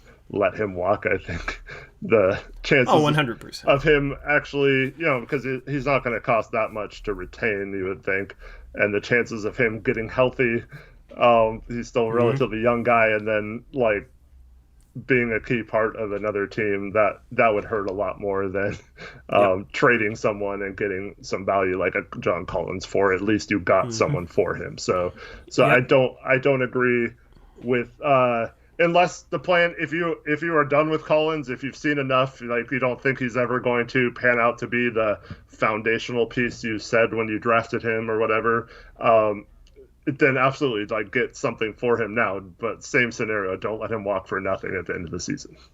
Yeah. I mean, well, here's the thing. I feel like we could retain Zach Collins on like a 2-year, $5 million a year contract, 2-year, $10 million total contract. Which, if he doesn't pan out, like. That contract is still tradable, even if he's not playing. It's just salary filler. If he does pan out, that's, and he gets healthy, that could be a steal. There's really no downside there. And he's also plays a position of need. Whereas, like, we need a big guy like him more than we need necessarily a third guard, so to say. And he's going to cost a fraction of what Trent would cost. Trent is obviously the better asset, and I'd rather keep him than Collins. He's a better player. So if you're just talking about assets, Trent definitely value him more highly. It's just like Collins, you're not stuck in a tough place because he doesn't have a market with the injuries he's had. He's not going to get paid like that. So it's actually a really easy situation with Collins. You bring him back for a couple years at a cheap price, and you probably can't keep him for 3 years, because he probably wouldn't want that. He would probably want the security of maybe a 2-year contract, but thinks that he can outplay what he'll get for those 2 years and can make more. So, but I mean, like that's a win-win for him with the injuries he's dealt with to be able to get a couple more years at about $5, maybe $6 million a year, and for the team because he could easily outplay that. If he doesn't, it's not a big deal. So, yep. Let's get to some other questions here. So we got some people asking about Jeremy Grant. So I have some news about that. But basically, Detroit like went all in on Jeremy Grant this offseason. They're not just going to salary dump him or trade him for like secondary pieces, especially since they've been somewhat proven right by wanting him so bad. But the report was that many teams have checked in on Jeremy Grant's availability. Detroit has absolutely no interest whatsoever, is the quote I'm reading, in trading him. And from all accounts, Grant will be in a Pistons uniform for as long as he wants to be. So this is a guy who chose to go to Detroit and play for them versus the exact same contract was offered to him by Denver. So he chose to go to Detroit versus being on a contender. So I don't think it's a matter of he's going to want out of Detroit to go to a contending team, because that's where he just came from. I'll save my comments on whether I like that or not, but I just don't think Grant is going to be on the table or available in trades. So it's kind of something. And we didn't have a chance. He signed for $20-some million. Like, we didn't have a chance to get him anyway. So the people are saying, like, well, we should have gone for Jeremy Grant in the offseason. Like, we had no chance of getting him. We didn't have the cap space that a Detroit had, or that Denver had the rights to match that kind of contract. So, yeah. And honestly, he's like the perfect type of target where, like, okay, if you aren't comfortable with paying Trent, you maybe, Detroit doesn't really have many young guards. The package around, like, Trent, Rodney Hood, Derek Jones Jr., like, because you'd have to send out those three guys just for salary purposes because Grant makes $20 million. That's like a pretty good start to a package. And what, like, Detroit, if they were interested in moving Jeremy Grant or were open to it, that's like a decent starting package. But, like, obviously, as you said, they're not going to trade him. So this is just, like, hypothetical in terms of, like, that's the type of trade that would make sense. And then, if you make that trade, you either play Nas as your backup three, or maybe you get Otto Porter Jr. Like, I would... That's like the dream, right? You go make that trade. You have a starting lineup of Dame, CJ, Rocco, Grant, and Nurkic, and then you have a bench of Simons, Otto Porter Jr., Melo, and Cantor, or whatever, right? You get the three, like, forwards that all Blazers fans have wanted for years: Rocco, Otto Porter, and Grant. But Grant's not getting traded, and he wouldn't want to be traded here anyway. He doesn't want to play on a contending team. He wants to play on a team where he can showcase his ability. I am completely fine with the move because, like, he left Denver. He was getting offered the same contract he got with Detroit by Denver, but decided he didn't want to play for Denver. He wanted to play on a team where he could have a bigger role because he believed, like, he was more talented than other people thought, basically, is how I read into it. And this year he showcased that he's more talented than people thought. Yeah. So that's why it's like, at the moment, it's kind of like head scratcher, like, really? But now it's like the dude's averaging 24 a game, or 23, 24 a game. So he showcased, like, he has a lot more talent than people realize. He almost, like, bet on his own talent in a way, and it, like, I understand it now. Yeah. I don't know. Yeah, I kind of agree with that. And then Khalid asked, what about Christian Wood? Same scenario. Like, Houston's building around Christian Wood. Like, he's, like, their future now that they traded Harden. So they're not just going to give him up for, like, Rodney Hood and a first-round pick or something. So we don't really have much to trade them to do that. They're looking to trade Oladipo. I would be shocked if they put Wood on the market or if he's available at all. Yeah. And he's on a great contract, too. Yeah, exactly. So that's what I mean by, like, there's not a lot of great options. Because, like, hypothetically, those guys would be great options, but they're not gettable. They're not being traded, There's probably some other fan bases that are, like, asking, maybe a podcast somewhere for another team or whatever. Oh, what about CJ McCollum? Gary Trent Jr.'s been playing great. From the outside looking in, it's like, wow, you look at Gary Trent Jr., he's averaging over 15 a game, and he's young, and, like, he seems like he can play defense. So they would probably be interested in trading CJ McCollum. But we know that's not happening. You know what I mean? Like, from the outside looking in, it always seems like players are more gettable than they probably actually are, in most cases. And that's the same way it's been with CJ McCollum. So that's the thing you have to remember with a lot of these targets is they probably seem more gettable than they actually are. And that's why you gotta go to other, other teams' forums or see what other teams say about those players, or like do your research on guys and what, the front office philosophy is of other teams. Because, another GM might be ready to trade CJ McCollum if they were the Blazers GM, but knowing Neil Olshey, he's not going to do it. And there's not much out there that makes sense for us. So, yep. Let's see. Sanjit asked earlier how he donates and asked a question. This is our secondary channel. It's not quite at enough subscribers to be once we reach 1,000, it will be. We're at 982 right now. If you just put at Eric Brandt and ask your question, I'll see it and I'll answer it for you.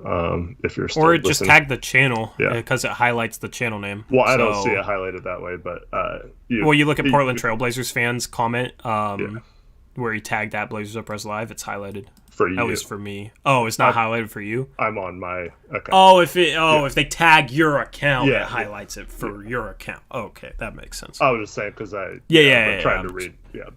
You're right. And then, Snackin asked a pretty good question. Do you think we need a trade because of all the depth, or do you think we should just kind of stand pat even if we don't get a buyout guy?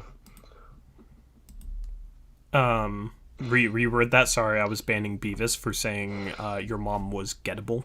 That comment was very bannable. So bye. Re-say that. Do you think we need to make a trade with all the depth we have, or is that something that you're comfortable with moving forward? If we don't add anyone from the buyout market, do you think it's the depth is okay to have? Targets out there, I would be more like, okay, we need to consolidate a little bit. But there's not many targets out there, so like if we don't make a trade, I'm not tripping.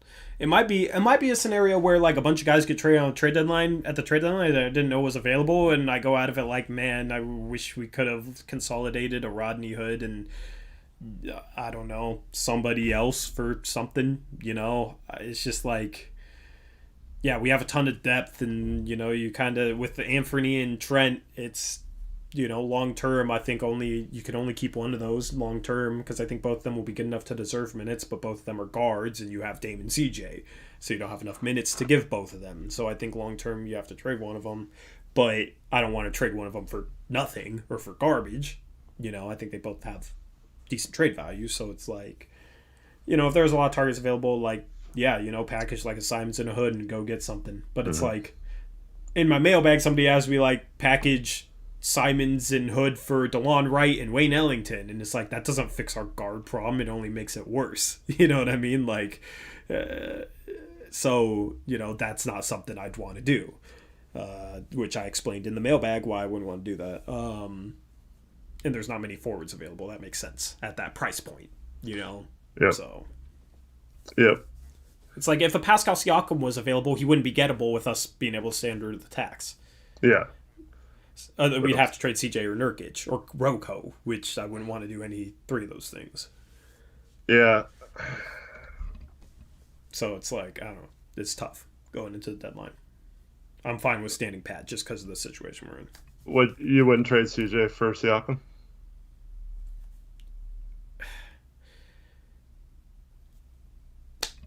It's a downgrade in talent. Like, you would fix the CJ and Gary Trent Jr. problem, and you'd get the playmaking for who plays good defense. So, like, all those reasons are why, you have to consider it. But it's just like, you look at Siakam this year, and, I mean, the dude's giving you 20 points per game, 7.5 rebounds, 5 assists. He's shooting 45% from the field and under 30% from three. Yeah. He's a career 33% three-point shooter. The 2 years before this, he was at 36%. This year, he's regressed to 30% or so. So, like, there's, like, multiple reasons why you do it. It's just, like, anything that I feel like is trading CJ for a worse player, I'm just like, I'm just hesitant on. Like, it's hard for me to do. I just think like if he was on a team with a Dame or like if he got traded to Milwaukee or something like that, like I feel like he would be much better like he was with Kawhi a few years ago. Yeah. So I think that's part of his problem is, he's not the type of guy who can hit step back threes or whatever. So if he's getting a ton of defensive attention, yeah, I don't know. I think he would be a much better percentage wise shooter on a team like the Blazers. But Here's the thing, though. Stotts is the coach. yeah, I know. He wouldn't utilize Siakam's playmaking, in my opinion, to he enough did a of little an bit extent. with Batum, but I mean that was But I 6 mean, years ago. Yeah, yeah, that was 6 years ago. What did he do with Evan Turner? Evan Turner got parked in the corner and then isolated a ton. And I feel like that would be the same thing with Siakam. And if we're just going to do that, it doesn't make sense to trade CJ McCollum for Siakam if it's still going to remain an ISO-heavy offense that is super reliant on the three. hopefully if we're to the point where we're trading CJ, we're also looking at moving on from the. Well, yeah. So I mean, like, that's the type of CJ trade that I wouldn't hate it at all. It's just like I'd be worried about us not utilizing Siakam right, and yeah, I don't know. Like other people would be like, "Oh, you have to," like that's the type of trade the trade CJ crowd like would love, and I get it. I get like that it solves the Trent CJ problem, and you go get Siakam, who, in their mind, we just need a playmaking forward to be able to move the ball and beat the trap, and since we don't have that, we have to, just let Dame go 1-on-3 every possession, like, which is just flawed thinking in my opinion, but I understand the reasoning for it. Mm-hmm. So you mad bro asked about how would you feel if we signed Trevor Ariza again. I don't think that's a bad buyout guy if that's who we can get. Also saw some things on the same team OKC is George Hill. The problem with that is George Hill's going to actually have trade value, whereas Ariza probably doesn't at this point for $12 million. Yeah. So George Hill is going to get traded most likely to a contender. If he got bought out? Yeah. He wouldn't make any sense for us unless we trade Trent. Yeah, I mean, we don't have a lot of room for him, so. Would you, okay, hypothetically, if we could trade, if we could get George Hill off the buyout market, would you then do that Trent Collins and a future first trade for John Collins? No, because with that trade, I wouldn't be thinking about this year necessarily. I would be thinking about how it affected future years, and George Hills would most likely just be here for the rest of this season. So yeah, I think it makes us better this year though, and then could make us better in the future depending on how John Collins could pan out. If we traded CJ for Siakam, I would 100% agree that we should get George Hill too. Oh well, yeah. I mean, because then you'd need like another ball handler. Yeah, but I still believe that playing CJ with the second unit is the right move. So bringing in a guy like George Hill kind of, I don't know. When CJ's healthy, I don't think it's a huge need for us like we've been saying since been. Yeah, that's actually interesting though. If you trade CJ for Siakam, you could trade Hood in a couple seconds for George Hill. Yeah, I don't know what it's going to take to get Hill. Obviously, OKC probably doesn't want to take on salary past this year unless you're giving up first or multiple first to do so. Or so Hood would be an expiring technically. But yeah, could they get more than a couple seconds for Hill from a contender? I don't know. Not many contenders need a starting point guard, and most contenders aren't going to. I mean, you look at what Derrick Rose got. Yeah, it was like a second round pick. Right. So I don't expect George Hill to get more than that. Mm-hmm. He's been hurt the last few weeks, but he was playing pretty well before that and had a great year shooting the ball last year. Mm-hmm. Yeah. Like, if you told me, okay, going to trade deadline, we're gonna pull off a shocker trade, CJ for Siakam straight up, and then we're going to trade Rodney Hood in a couple seconds for George Hill, and then we're going to sign Otto Porter off the buyout market, I'd be pretty happy. Like, I would be, it would suck, I like CJ, and I think a lot of, the fit issues are completely overblown, but, I mean, you'd have a lineup of Dame, Trent, Roko, Siakam, Nurkic, and then a bench of George Hill, Otto Porter, Carmelo Anthony, Enes Kanter. Like, that lineup's probably a little better than it is right now. It's a little better, more veteran heavy, better defensively. You have your playmaking 4, and you have a playmaking 5. Those excuses for Stotts would just be gone. You know what I mean? So, like, he would either finally be like, well, I can't make the personnel excuse anymore. I got to actually coach and set things up to beat the trap, and then he'd actually improve, or he'd get fired. Like, so, I mean, I don't know. It'd be, yeah, I mean, I don't know. I wouldn't be against that at all. Yeah, but CJ ain't getting traded, and I don't think Siakam's getting traded. But maybe Toronto would be desperate enough to. They're just so guard heavy, though. I don't know. I just think they're. Yeah, I haven't really thought about that because I just know that George Hill's going to be most likely not going to be a buyout candidate. He's going to be traded to a team that actually wants him. But if they did pull off like a shocker where they traded one of CJ or Trent, like Hood in a couple seconds for George Hill would be a trade that I would not be shocked at all. Yeah. The seconds would be distant because we don't own a lot of our like close future seconds. We have 22 and 2026 are the only seconds we can trade, I think. I thought we had our 2025s, but regardless. No, we traded 24 and 25 in the Ariza deal last year. Oh, yeah, that's right. Shoot. Yeah, so, I don't know. I mean, but I don't think CJ's getting traded. But, like, if they're looking to trade Lowry, I could see them maybe wanting CJ and Fred VanVleet and CJ McCollum as their backcourt. But, like, they ain't get CJ without Siakam, but maybe they'd look at CJ and be like, yeah, he could be a 28-5 guy.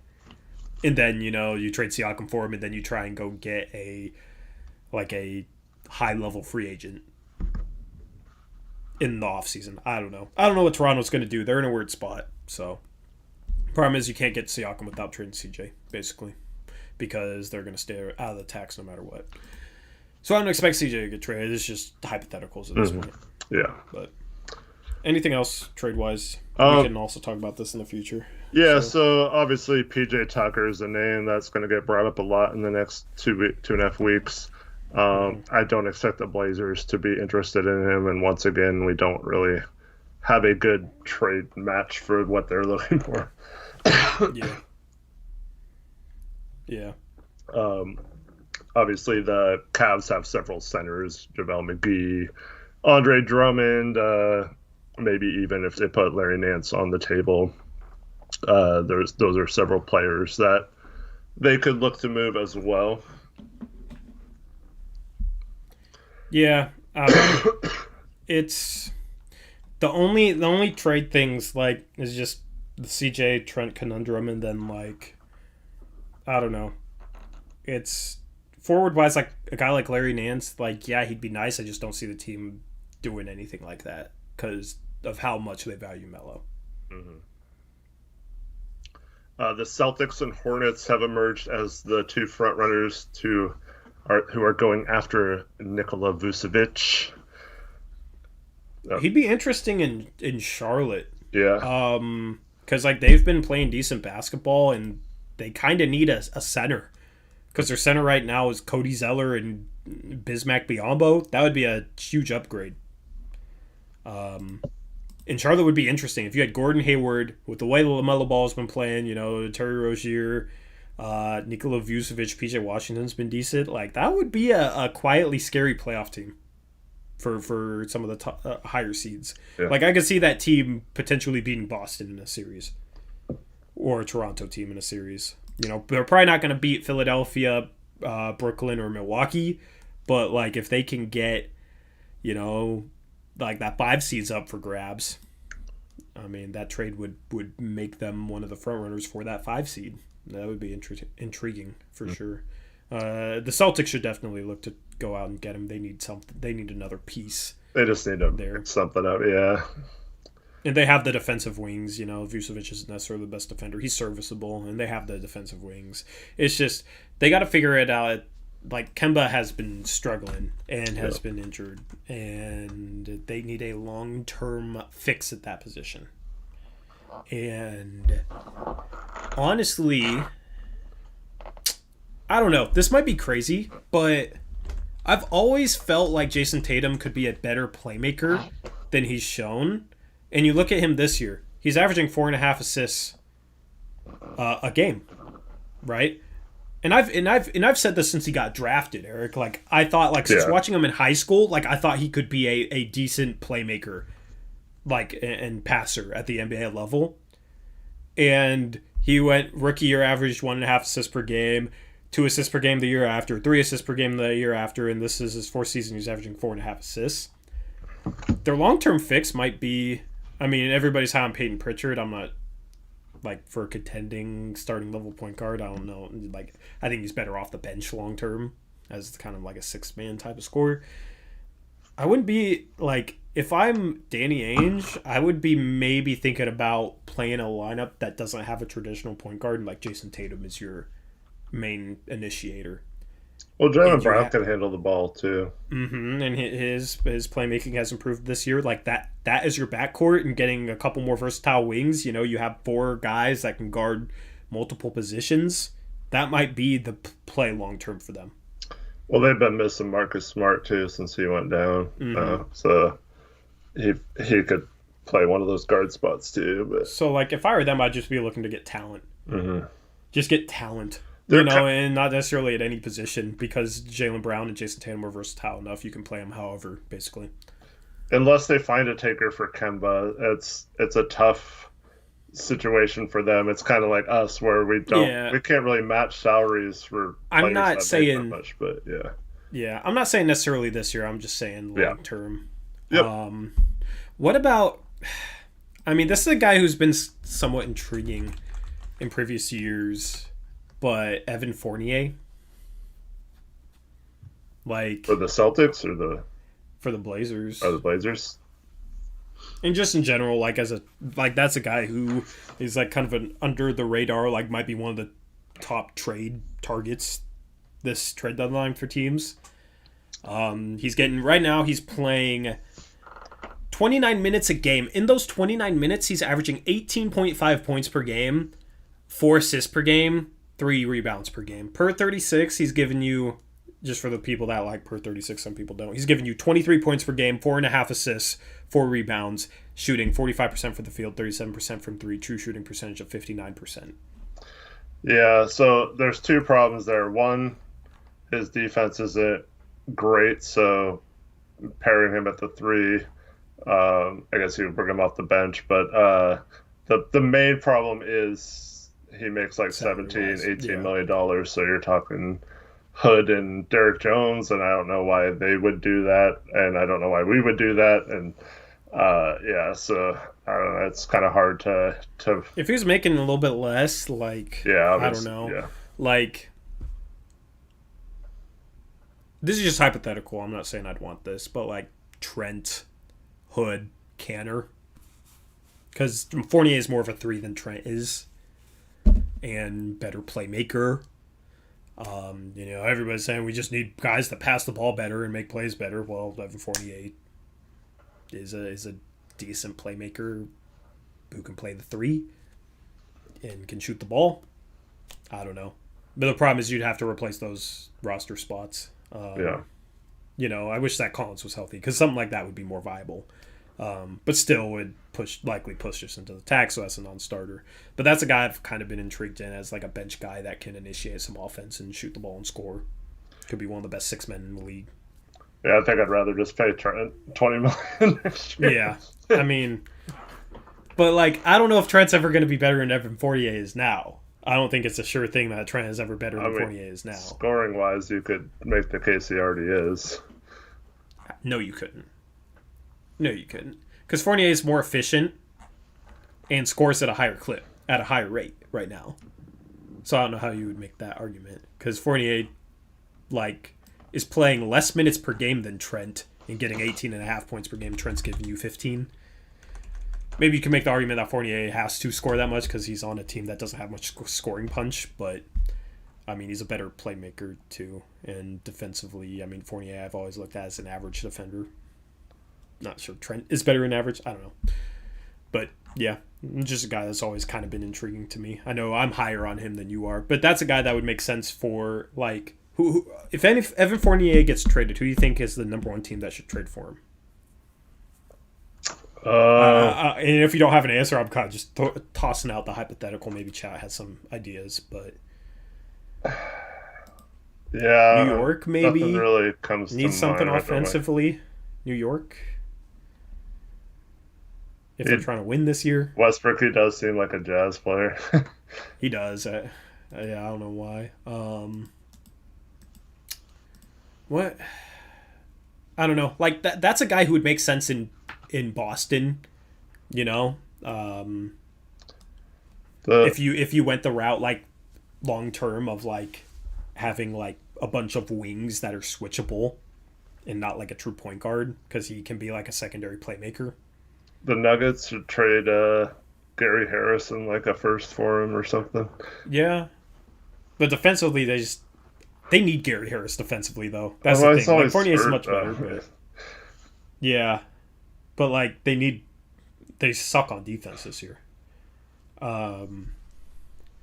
Like, of course, I could see a team like either LA team trying to go after him. Toronto, if they want to, like, Toronto needs an upgrade in talent if they want to be serious this year. Charlotte, I wouldn't be surprised if Charlotte made a move for him. Milwaukee doesn't have the assets, but they need a little bit more firepower. That's the problem with a lot of teams. They either have like a lot of assets and they wouldn't want a guy like Fournier, or they have like no assets or no salaries to match. What about, I don't know if they have the salaries. Oh, wait. Hold on. Philadelphia, I think, might be the number one team. Danny Green in a first or something. Because he can play off the ball and he can be a secondary playmaker, so he'd be like a good fit next to a Ben Simmons, or maybe a good fit off the bench, where they might need a little bit more playmaking when Ben Simmons is out the game. So I think Philadelphia would be like the prime landing spot for him.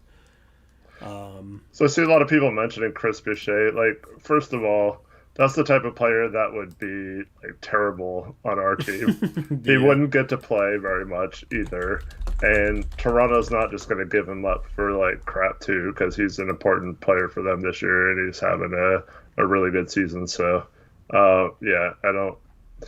And people are naming like the most random names, like Eric Paschal. It's the same way. Like I don't see Golden State just like giving him to us, and I don't see us like using him correctly, and he's not the greatest defender either. So like, I don't know. It's just I don't know if he's better than Melo at this point. A lot of those guys are weird fits for our team. I mean, Pascal is shooting 29% from three and isn't a good defender. He's a below average defender. Like, I would rather have Melo, believe it or not, than Pascal in the rotation right now. Yeah. I always thought Pascal was a little overrated based on his season last year. And we don't have, technically, unless we reworded the pick we owe Houston, we can't trade a first. So someone like Miles Turner, it makes no sense, especially, I mean, I guess maybe you move it off of Nurk, but I don't. See, I don't get why people like bring up a guy like Miles Turner. Like, what, you want to trade Nurk for him? Because they can't play together. Well, a lot of people have soured on Nurk, but yeah. Yeah, but Nurkic in a first, like, that doesn't raise our ceiling. Our ceiling, here's the thing. Our ceiling includes Nurkic playing to his full potential, and Nurkic playing to his full potential is a better player than Miles Turner. So trading Nurkic for Miles Turner doesn't raise our ceiling or our chances of a championship, right? If Nurkic is struggling, we don't really have any chance of a championship. Our only chance at a championship includes Nurkic playing at his peak. So I'm for moves that increase our chances at winning a championship. Trading Nurkic for Miles Turner, sure, it might raise our floor, but it doesn't raise our chances for a championship. Well, Does also, that make sense? Do you agree with that? Yes, but also from the Pacers' point of view, they're only wanting to trade Turner because him and Sabonis don't necessarily work well together, because Sabonis isn't really good at the four, and so like they're not going to want to pair Nurkin and Sabonis, or Vucevic and Sabonis, or whatever it is. Like that's why it doesn't make a lot of sense to trade a center for a center in that situation. And Khalid says trades Nurkic for Sabonis. Nurkic and Turner doesn't make sense together for Indiana, and Nurkic for Sabonis doesn't make sense for us because it makes us worse defensively. Yeah, and why would the Pacers do that? Yeah, like I don't know. I think Miles Turner's like super overrated. Yeah. As far as guys like stinking in the playoffs, like somebody said, how does Evan Fournier help us? The dude stinks in the playoffs. Like, the playoffs for Evan Fournier is a small sample size, since Orlando is normally out in 4 or 5 games. So him struggling over 4 or 5 games isn't like, it's a small sample. You know what I mean? Like, it's just so small that it's just like random to me, you know? Like, if you put him, you know, with us, he might have a great playoffs. Because 4 and 5 games isn't enough of a sample size to be indicative of anything, in my opinion. So, sure, some guys shrink under the moment. I just don't think you can say that when a guy is barely playing, because the team is always almost swept. Julius Randle ain't getting traded. Yeah, we need to wrap up this stream, but because you could toss out a number of names we haven't talked about much. But on future Blazers Uprise Lives, we'll talk about trade targets and whatnot. There was a funny story about LaMelo Ball that emerged today real quick. So apparently, right before the draft, Golden State called him and promised that they would take him at the number 2 pick. And there's video of him holding up a 2, and he's like, be watching for the number 2 or whatever. And it took Wiseman. I don't know what happened. What? I don't know what happened. That's confusing. I know. It's kind of funny, but like I don't know what happened between when they promised him they were taking him at 2 or not. But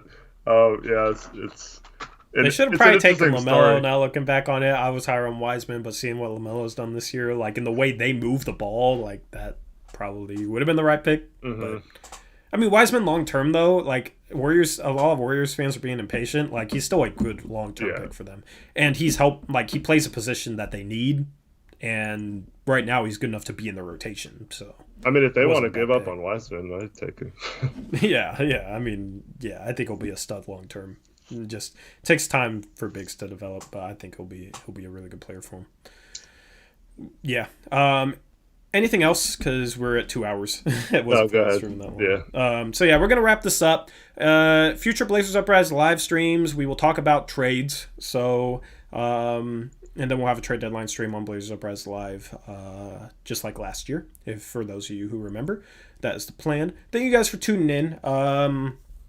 Honestly, I am hungry. I want to go get food, so I'm not even going to waste time with much of an outro. Real quick, so I forgot to mention this earlier. So going to make me starve. Paul George did apologize and say that was actually a good shot. Him and Dama apparently buried the hatchet, so good on them, I guess. Oh, so wholesome. Yeah. So wholesome. Still screw Paul George. I don't care. Cool. Gonna need to see more from him for me to get off the stance of screw Paul George. So that's how I feel about that. But it was funny to hear his comments. But yeah. Anyway, that wraps up the stream. Thank you guys for watching. We will catch you on Thursday when we have basketball back. 11 games. Yikes. That's a lot of games. So we'll have picks against the spread, jam-packed, full of action. And then we will have the Blazers play the Suns. Hopefully they can take care of business. We'll see. It's going to be a tough game for them. We'll preview that game. And then we'll have the post-game stream Thursday night over on the main channel. So that is the plan. We will catch you guys then. Until then, hope you have a good rest of your Monday, a good Tuesday, a good Wednesday. We'll catch you on Thursday. As always, peace out. Go Blazers.